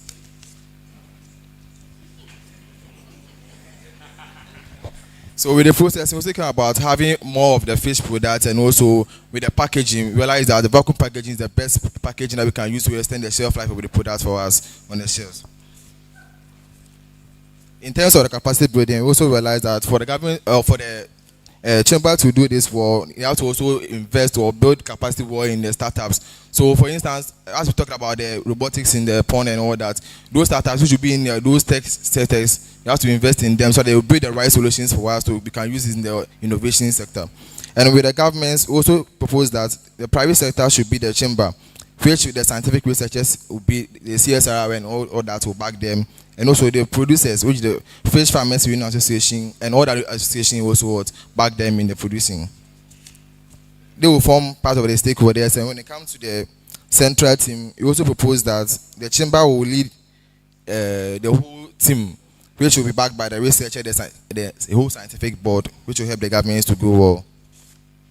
And also propose that we have the chamber to, or the research should be done or practiced by the farmers themselves, and also be paid by them themselves, and have fundings for the Food Innovation Hub, the World Economic Forum, and Friends of the Oceans, and all that to also support them in that regards. Thank you.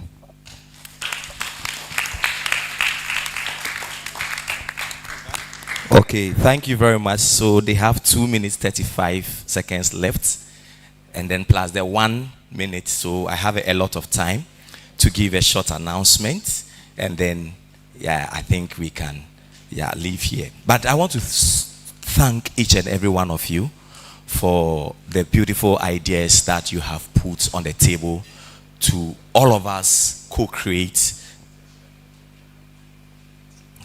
For all of us to co-create this Ghana Food Innovation Hub for us to drive innovation within the blue food ecosystem in Ghana. Before I give the announcement, I would want to invite Dr. Edu. Dr. Edu, if you are here, we want a short remarks from you. He is the he is with the animal health systems, right? Yes, at the British High Commission. Just a minute or two, and then I'll give. Thank you very much. Yesterday I complained that the animal health system strengthening, which from the British Embassy, DEFRA, that I lead was not acknowledged. So somebody wanted to seek revenge on me for complaining, and they called me unannounced. I think it's good what we are doing here. I mean, let's take it seriously. Let's continue with the discussion. All the ideas that could not be captured, please send them to Jacob and Dr. Pra. Let them put them together so that we will continue to innovate in this important sector. We are working from the British Embassy. We are supporting in biosecurity, the health aspect, because we are working across the animal health, and fish health is very, very important to us. We'll continue to provide our support and support the Fisheries Commission and Veterinary Services and the Chamber to move forward. Thank you very much. Thank you very much, Dr. Edu. Yes, so a short announcement. The session has provided a very good lunch prepared by the Ghana Chef Association for all of us, and it will be taken up there where we normally take yes, our lunch. So when we break, I encourage that we walk up there. I don't want those who did not take part of this to eat some of the food. So we have to walk out behaving as if nothing is at stake. Then we just go up there and then enjoy the food by ourselves. The second announcement is that the session is also organizing a field trip tomorrow to 2 of the farms, one medium scale farm and then one, no, I think both are medium scale farms around the Sugakope in the Sugakope Adan area in the Volta region. My understanding is that there are limited seats available. So when we close and you are interested, kindly see, oh, where is Francisca? She's not here. Okay.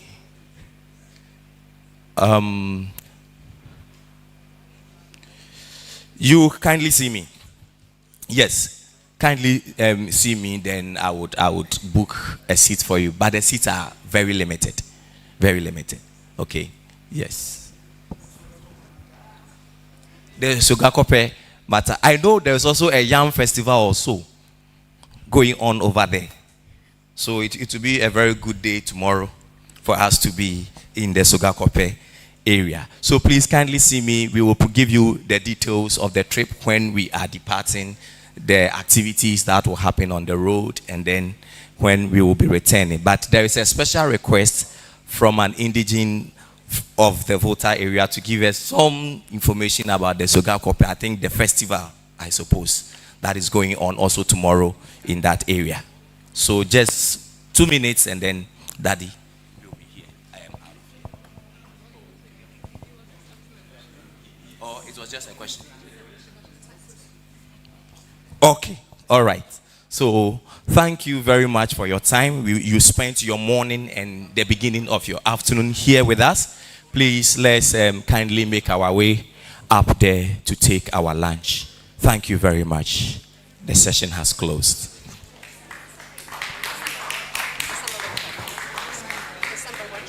It's happening, the mentioning of December. Please, a moment. Sorry. There is a third announcement I have forgotten, and it's very important.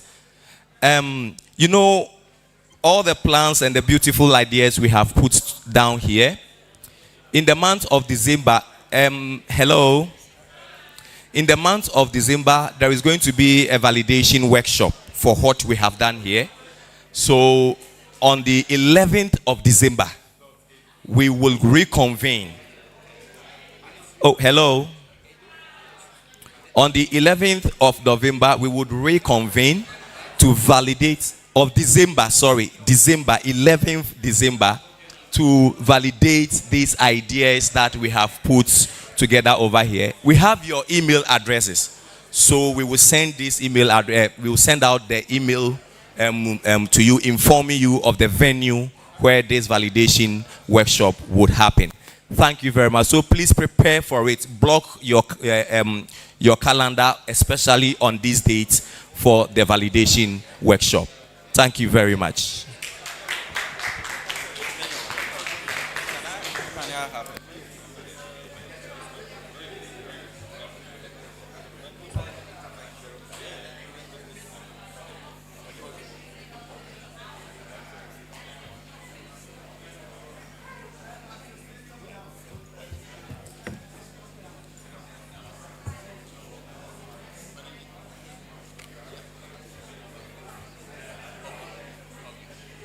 Please, moderators, let's bring all the flip charts, especially the documents or where you drafted all the ideas. Please, let's bring them.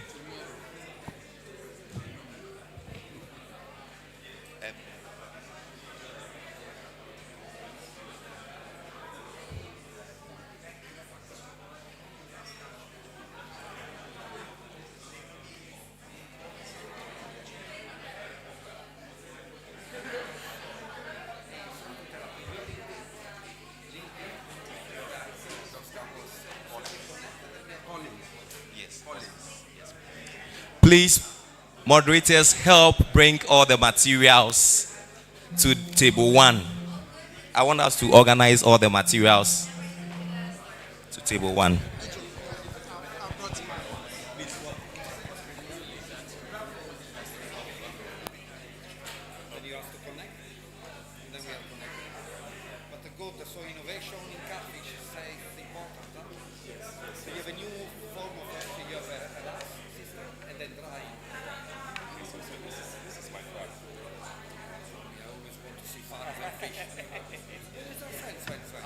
I'm young,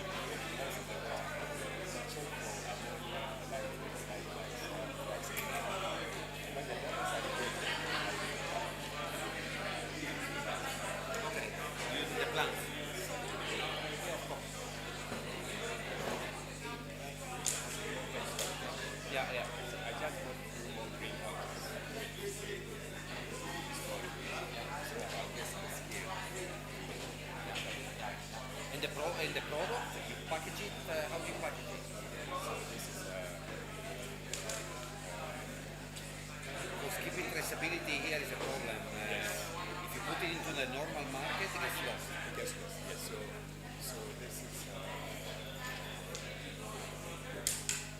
this is us today. Okay, so it's all packaged and therefore it's LT, yeah. Dry. Yeah. So, the informal market here is very big. So they see this as a small thing. It's actually cheap. And they wanted to see what is inside, so we decided to do it. Okay, so basically that is, yeah. So they see what is inside. Yeah. So for the supermarkets, we take this. You're talking with the ShopRite? We spoke with ShopRite sometime last year around this time. They never came back in Belgium. So next week I'll go back to Belgium and talk to them. As a chamber, maybe the chamber can, so when we have this code of good practice and the farms comply to it and there are some checks, maybe you can say, listen, because they sell, we went to ShopRite and they sell MSC products, Manufacturing Council, okay? So Roy is work for the ASC. The ASC is a bit too high maybe, but we have developed this code of good practice. The people are doing the right thing, and maybe they can say, listen, we will try to buy only those products, then keep out the people that don't do or they don't tell. And then you have more of the products, maybe there is an angle there. Yeah. So right now, basically finish with the investment of the formula.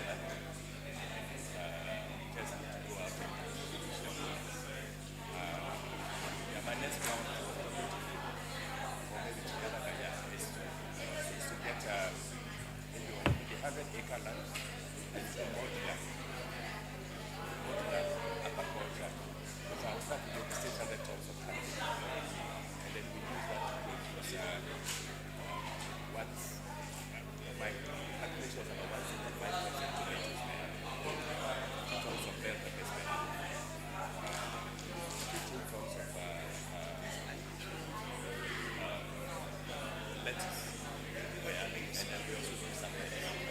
Yeah. And then I realized that if we grow that many tomatoes, we grow the leaves, we can do snail farming on the same plot. You can do what? Snail farming. Well, which one? Nakatini? Nakatini. Yeah, the one with the egg. Yeah. I do that here because I heard that it's very expensive. How to use it very cheap. I'm also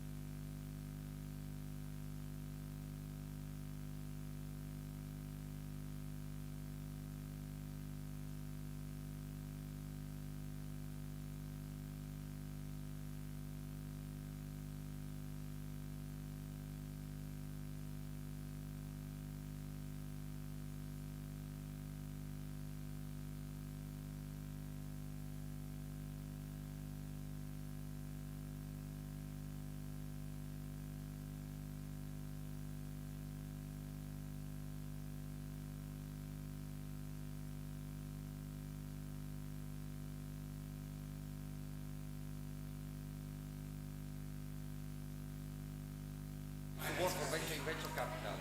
So I left a year ago, so I know the dynamics. Okay. So I'm also from the same industry. Yeah, because you were equity, no? It's, yeah, so was private equity? No, we were managing money for, actually, okay, we started with managing money. Yes. Yeah, yeah. Another process.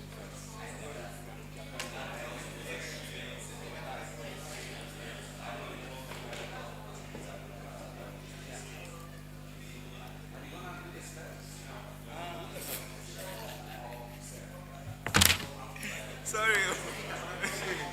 These are the phone.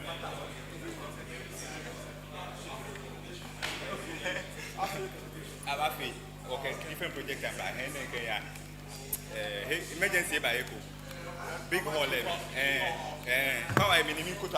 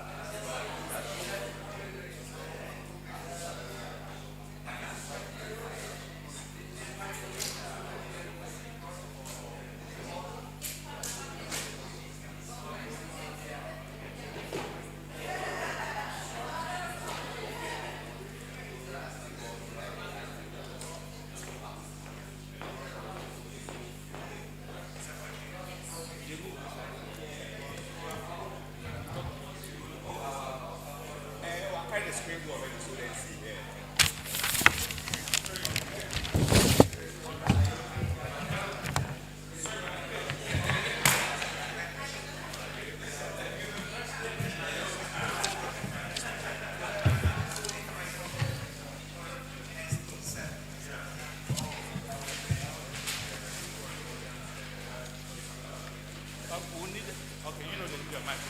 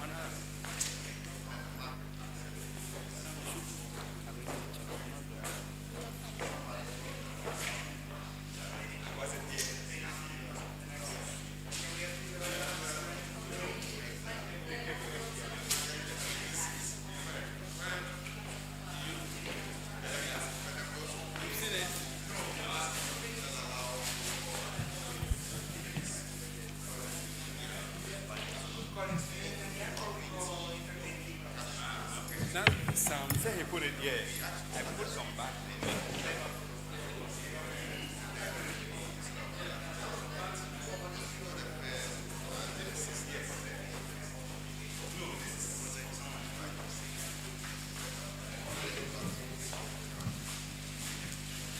Just for you.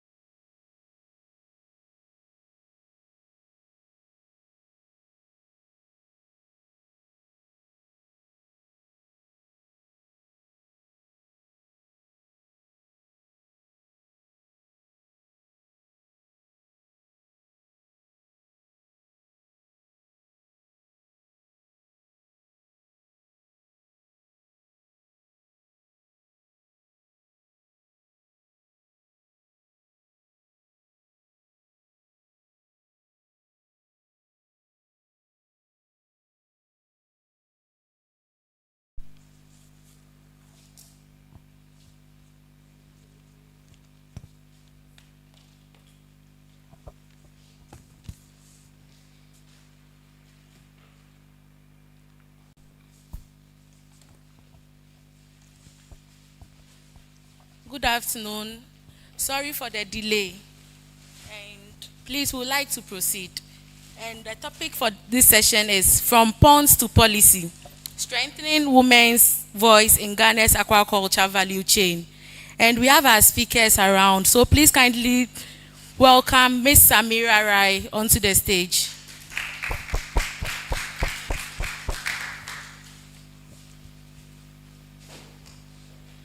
Can we please welcome Ms. Alexandra Ayirebi Aqua? Please kindly welcome Ms. Alexandra. Can we please welcome Ms. Rebecca Avomo Diallo onto the stage, please?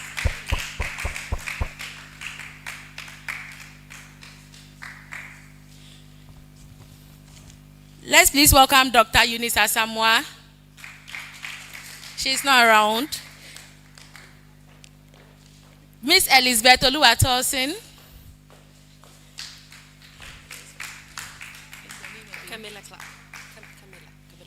Can we please welcome Miss Camilla Club on stage?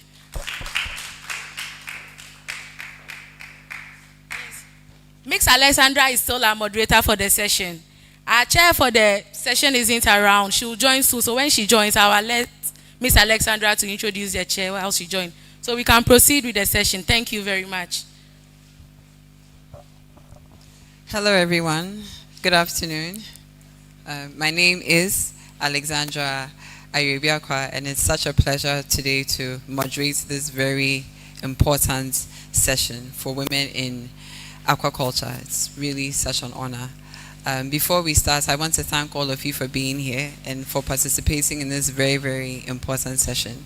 I hope that by the time we are done with this conversation, we'll all be able to bond over some of the unique challenges we face in the roles we play within the value chain, and for us to share success stories on what we've been able to accomplish, within the value chain, and hopefully we can find some very practical solutions that we can apply in our respective roles going forward. We are supposed to have a keynote addressed by our co-chairs, but unfortunately they are not here at the moment. So we are going to proceed with a keynote address from Samira Raji, who's the commercial manager from the Hughes Ghana. I hope her story inspires all of us and we can pick a thing or two to drive our aquaculture journey forward. So I'll hand over the mic to her. Very well. Thank you, Alexandra. And it's actually an honor and a pleasure to be here, especially it being my first time joining all of you. And I think it's been a beautiful day yesterday and a beautiful day today, and actually in a position to actually learn more from all of you. I got to know that there's a network like this full of women inspiring the aquaculture space, and I'm very curious to actually know more and then impact myself. From my end, I've found myself in roles with a lot of men, starting from banking, where there were a lot of men in the space. You find yourself being one out of 20 people, being the only woman, where you need to drive change. From banking, you move to real estate, where it's full of men, through construction, through sales, through everything. And as a woman, you must count. You must be very visible in the space to ensure that anything and everything you do there adds on to where you are and also brings you out in looking at the impact you give in there. Coming into feed, in terms of feed production, aquaculture space, and even on our end, we have poultry, swine, and a whole lot of things. You find a group of people with just about 5% women, being it from the forklift driver to the extruder operator, all through to marketing, all through to sales. We actually even had a sales person who literally was on field attending to technical needs. In the Hughes Ghana, where I hold the commercial manager role, you come across a lot of men. But of course, in our space, we have a dealership system, a distributor system, a technical advisor system. We still have that minimum of 10 to 15% who are women. we currently have a very able body in Kumasi who actually handles the entire Ashanti region. And she's doing this marvelously well, where she commands a space that has over 90% being men, selling our feeds. And she does it with a lot of energy, even adding some sort of credit system. And you can just imagine holding a company with credit system in the Ashanti region, where obviously we all know that in Ashanti region it's the men that reign and it's not the women. But she's able to handle this, collect our monies, have minimum exposure with these people. You come to Accra, onto the field, all the salespeople are men. They really know anything and everything they are doing. They are on their own. Nevertheless, in our team, we have 3 strong women that work together with them to ensure that they achieve what they have to do, being it at the marketing front, being it at the sales front, being it communicating with our customers. And we do this with a lot of pride, with a lot of honor, knowing that yes, we respect the men. We are happy the men are doing what they have to do, but then we make an impact to know that when you have a group of men, you need women in there to also make it count. And then even when you move into our space in terms of leadership, you have women in there as well too. The men make the decisions, but we add on to them to also make the decision. So I find this to be very exciting, because then throughout my journey, so many years, I've been in the corporate space for over almost 13 years now. I've always found my space in places that is more dominated with men. And I think I'm doing well.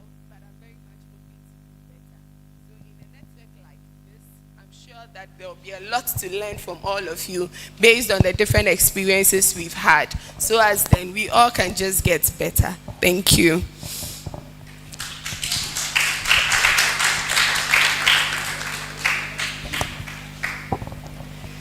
Wow, that was a very inspiring story, wasn't it? Can we relate to certain portions of her journey? Rebecca, how did you find yourself in Chopo Farms?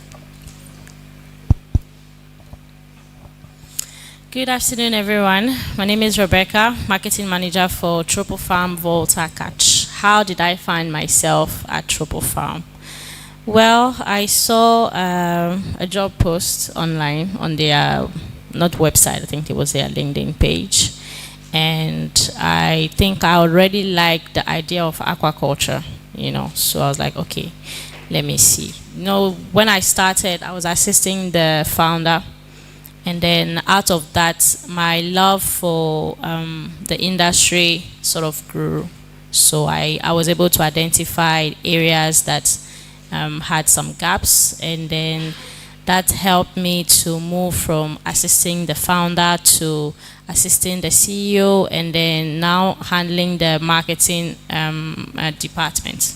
So that was my little story of how I started with Tropo Farms. And then moving on to that, I got to the farm. My first day at the farm, I was taken to the processing platform, and I saw most of them were women.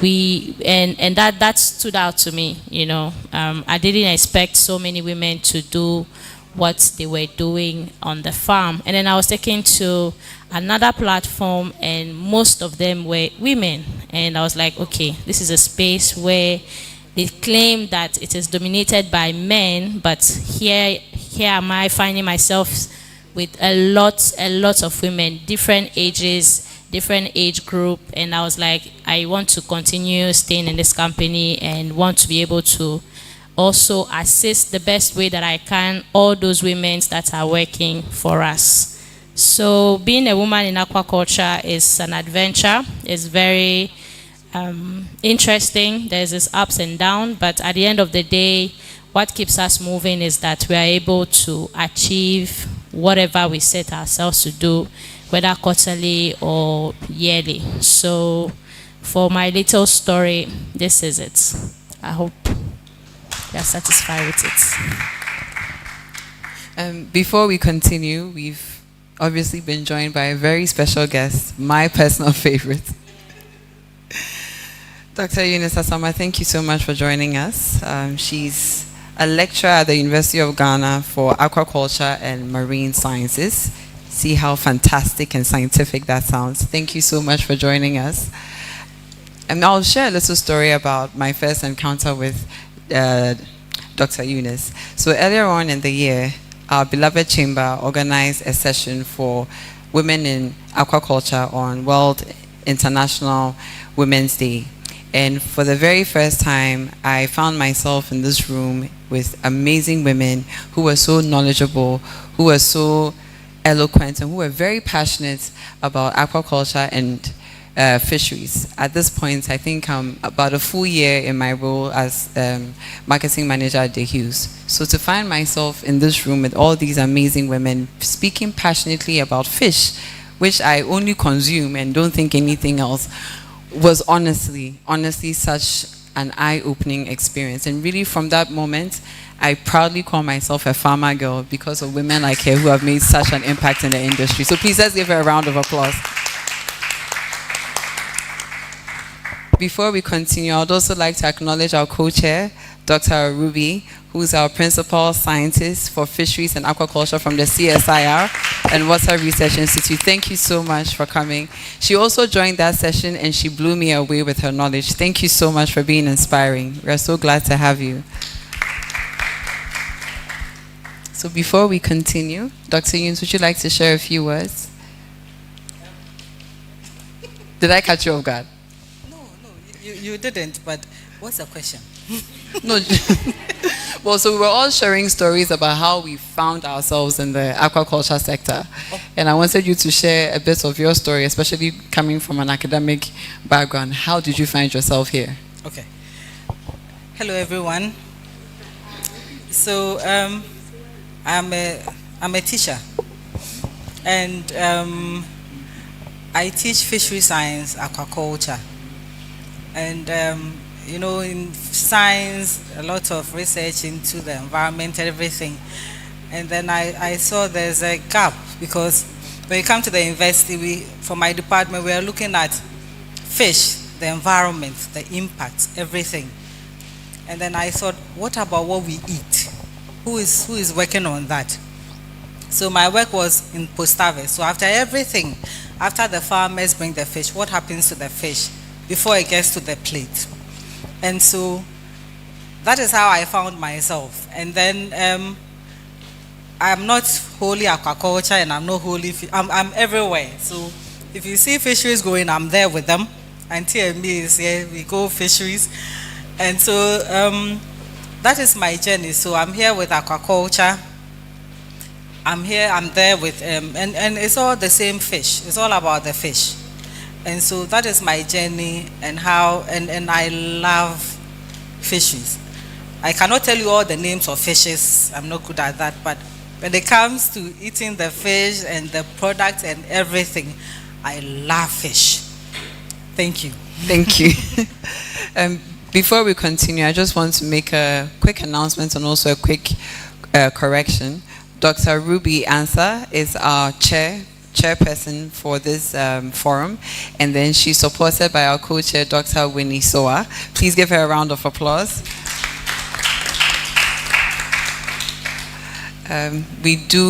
Would love to have you, Dr. Ruby, share a few words so that we can formally begin the session now that you're here. So please let's give her a round of applause as she comes up on stage.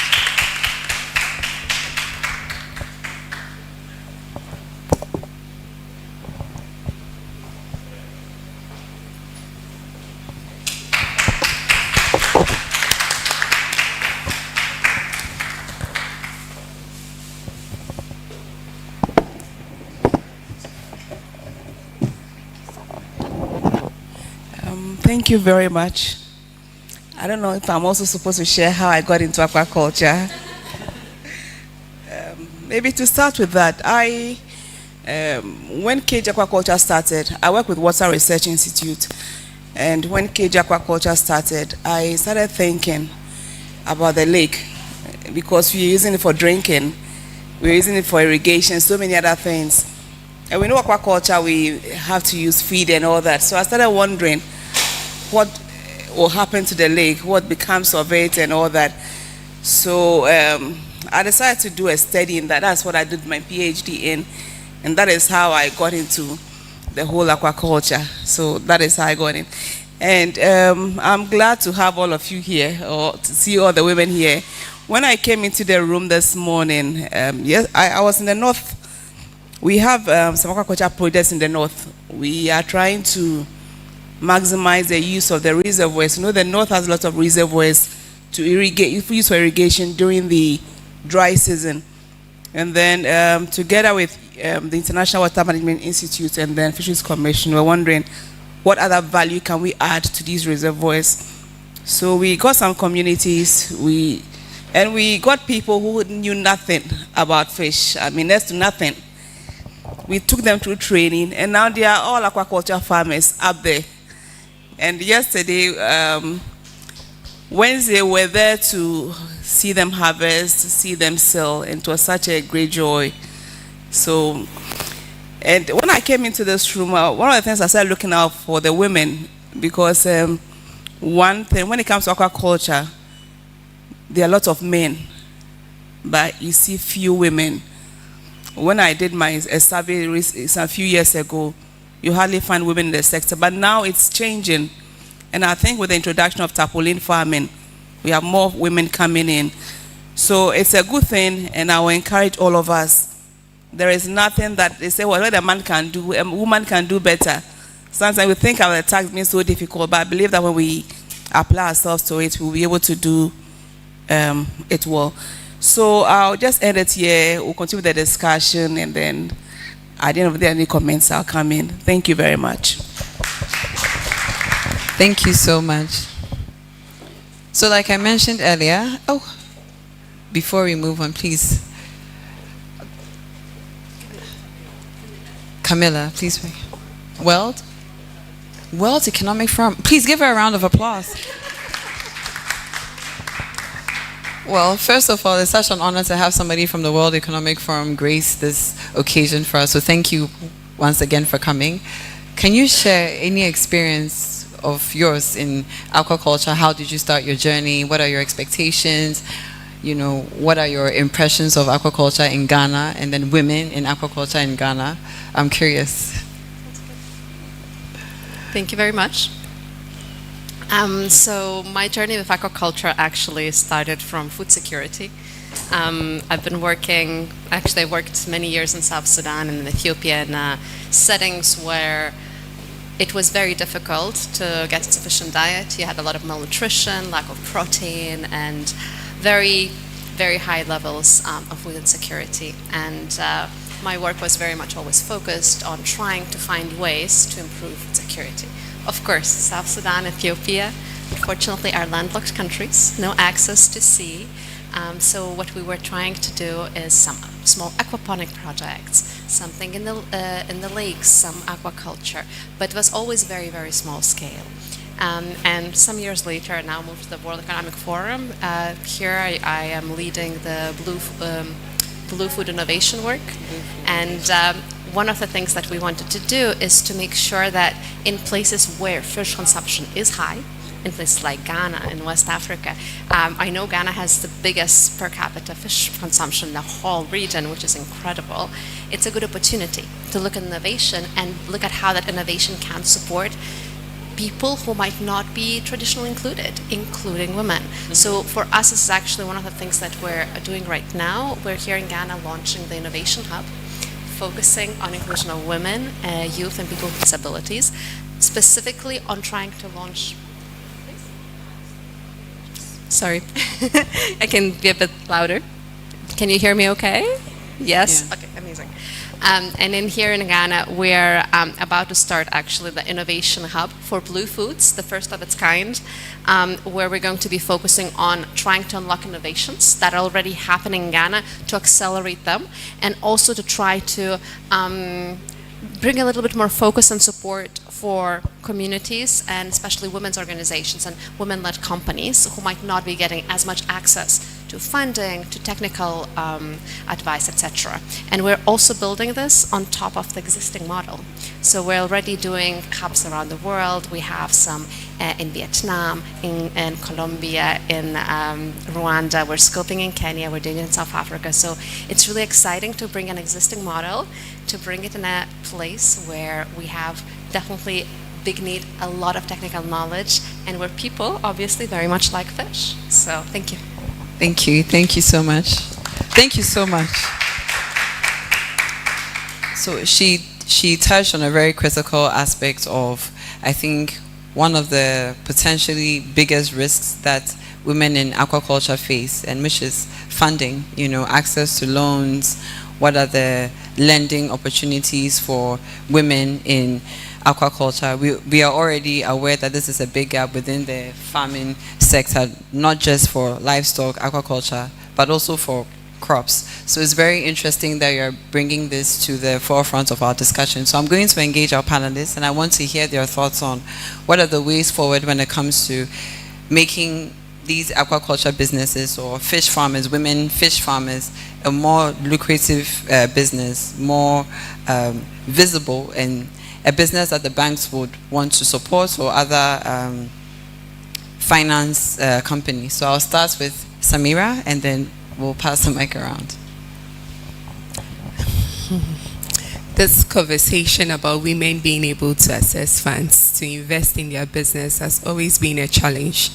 Nevertheless, we can drive it. It's in two folds for me. Let me use my banking background as an example. If you go to a bank and you are looking to access some funding, there is something you definitely would have to put in place, which is called the collateral. It's something they'll hold on to enable them give you funds. A lot of women usually do not invest in assets that belongs to them. It's either they are doing it with their partners, or they are doing it in a group, or they don't do it at all. So when it gets to the time that they are probably looking for some fundings from the bank, they would either have to rely on their husbands, which could be a good thing, or rely on a group of people. But then if you're unable to defend an asset, which we call a collateral, to enable you get some funds, I'm sorry, you will not be able to access any form of loan. So whilst you're investing in your business, please let's ensure that we invest in business that is tied to a certain ownership, which we could use as a source of collateral. So if it's your business, you are registering your business in such a way that it can serve as a source of collateral. If it's investing in yourself, you're investing in assets, being it landed properties, that you can use as an exchange for money that you can then use to invest in your business, make more and pay over the period. What we've seen over and over again is they have a perfect business idea, they have a perfect reason why they need the money, but then there's really nothing to hold on to in terms of an asset, which is a collateral that can enable us have that money. So please, let's be more mindful in terms of the investments we make, so as then when we are representing ourselves in institutions like the bank and microfinances that could give us some money, we could go strong by really indicating that, okay, I'm using this particular documentation in exchange of money over the period of say 5 years, and after the 5 years I could pay. And investing in a very good business plan that could make the financier be able to understand the capital injection you put in your business. So as then when they are giving you the money, they are confident that, okay, such an amount could invest in your business and you are going to get it back. Just in case it goes bad, there is something to hold on to that you can try again to be able to make the money. Thank you.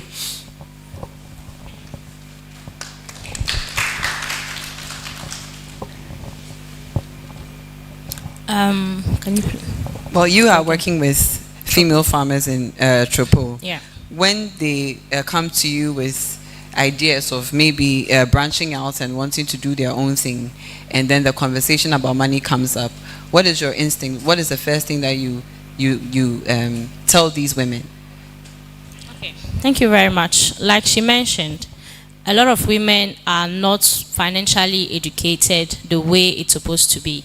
Financial education nowadays, we talk about investments and we talk about creating businesses and enterprises that are supposed to create more wealth for the women.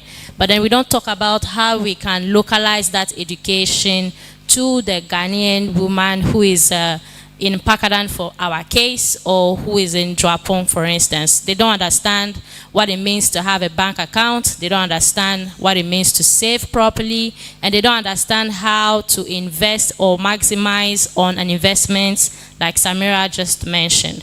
So this is a problem that is also in our industry, and it's something that we also have to look at that. Let the people be informed or educated the way they understand it. It doesn't have to be big English. You know, the bankers, sometimes your grammar is confusing to some people, but in a way that those women can understand that if I start something with this amount of money, I've had experience, I can make this, I can save this, in a very layman's English way. That could also help. For us at Tropo Farms, we face this issue, and then we try to tackle it by communicating with the women. We even go as far as speaking to our bank where they get their salary paid to come to the farm to educate them. But you know, sometimes too, we women, we are a bit stubborn. If we are used to saving in a susu box, for instance, and I come and I tell you that stop doing it like this, do it like that, it will take some time for you to do what I'm asking you. You don't even know why I'm asking you to do it, but you still want to stick to your susu box. And then here's the case: if somebody steals it or if you lose it, then you've lost your money. Same way with the business. The same way we put effort as women to grow a business, that's the same way we should also put effort as women to grow our money. If you do not do it that way, then you are going to either be stagnant or you'll be forced to stop doing the activity that you are doing. So that is how we educate our women on the farm. Some of them are picking the ideas, some are still doing what they know or what they are used to do, and some don't actually care. If she gets a salary, she'll maybe buy groceries for the house, take care of what she has to take care, and she's going to work for the next salary. And this is a mentality that even today or yesterday, it has to evolve. You know, as women, we should be able to know how to grow our own money ourselves, like she mentioned, not relying so much on our partner's money or our sister's money. You should be able to rely on yourself when it comes to financing. And yeah, that's pretty much what we've started at Tropo Farm. It is not smooth yet, but we keep doing that till they understand that this is how it will be best for you to go about your money. Thank you. So with your background at the World Economic Forum, I'm sure you did a little research into Ghana before you decided to set up this hub to encourage blue food innovation. What are your first impressions when you look at the data and you realize that a lot of women in aquaculture are not financially literate and they are not financially independent? And what are the potential risks with the statistics looking so bad? And how do you think that we can solve it with some good policy structure in place?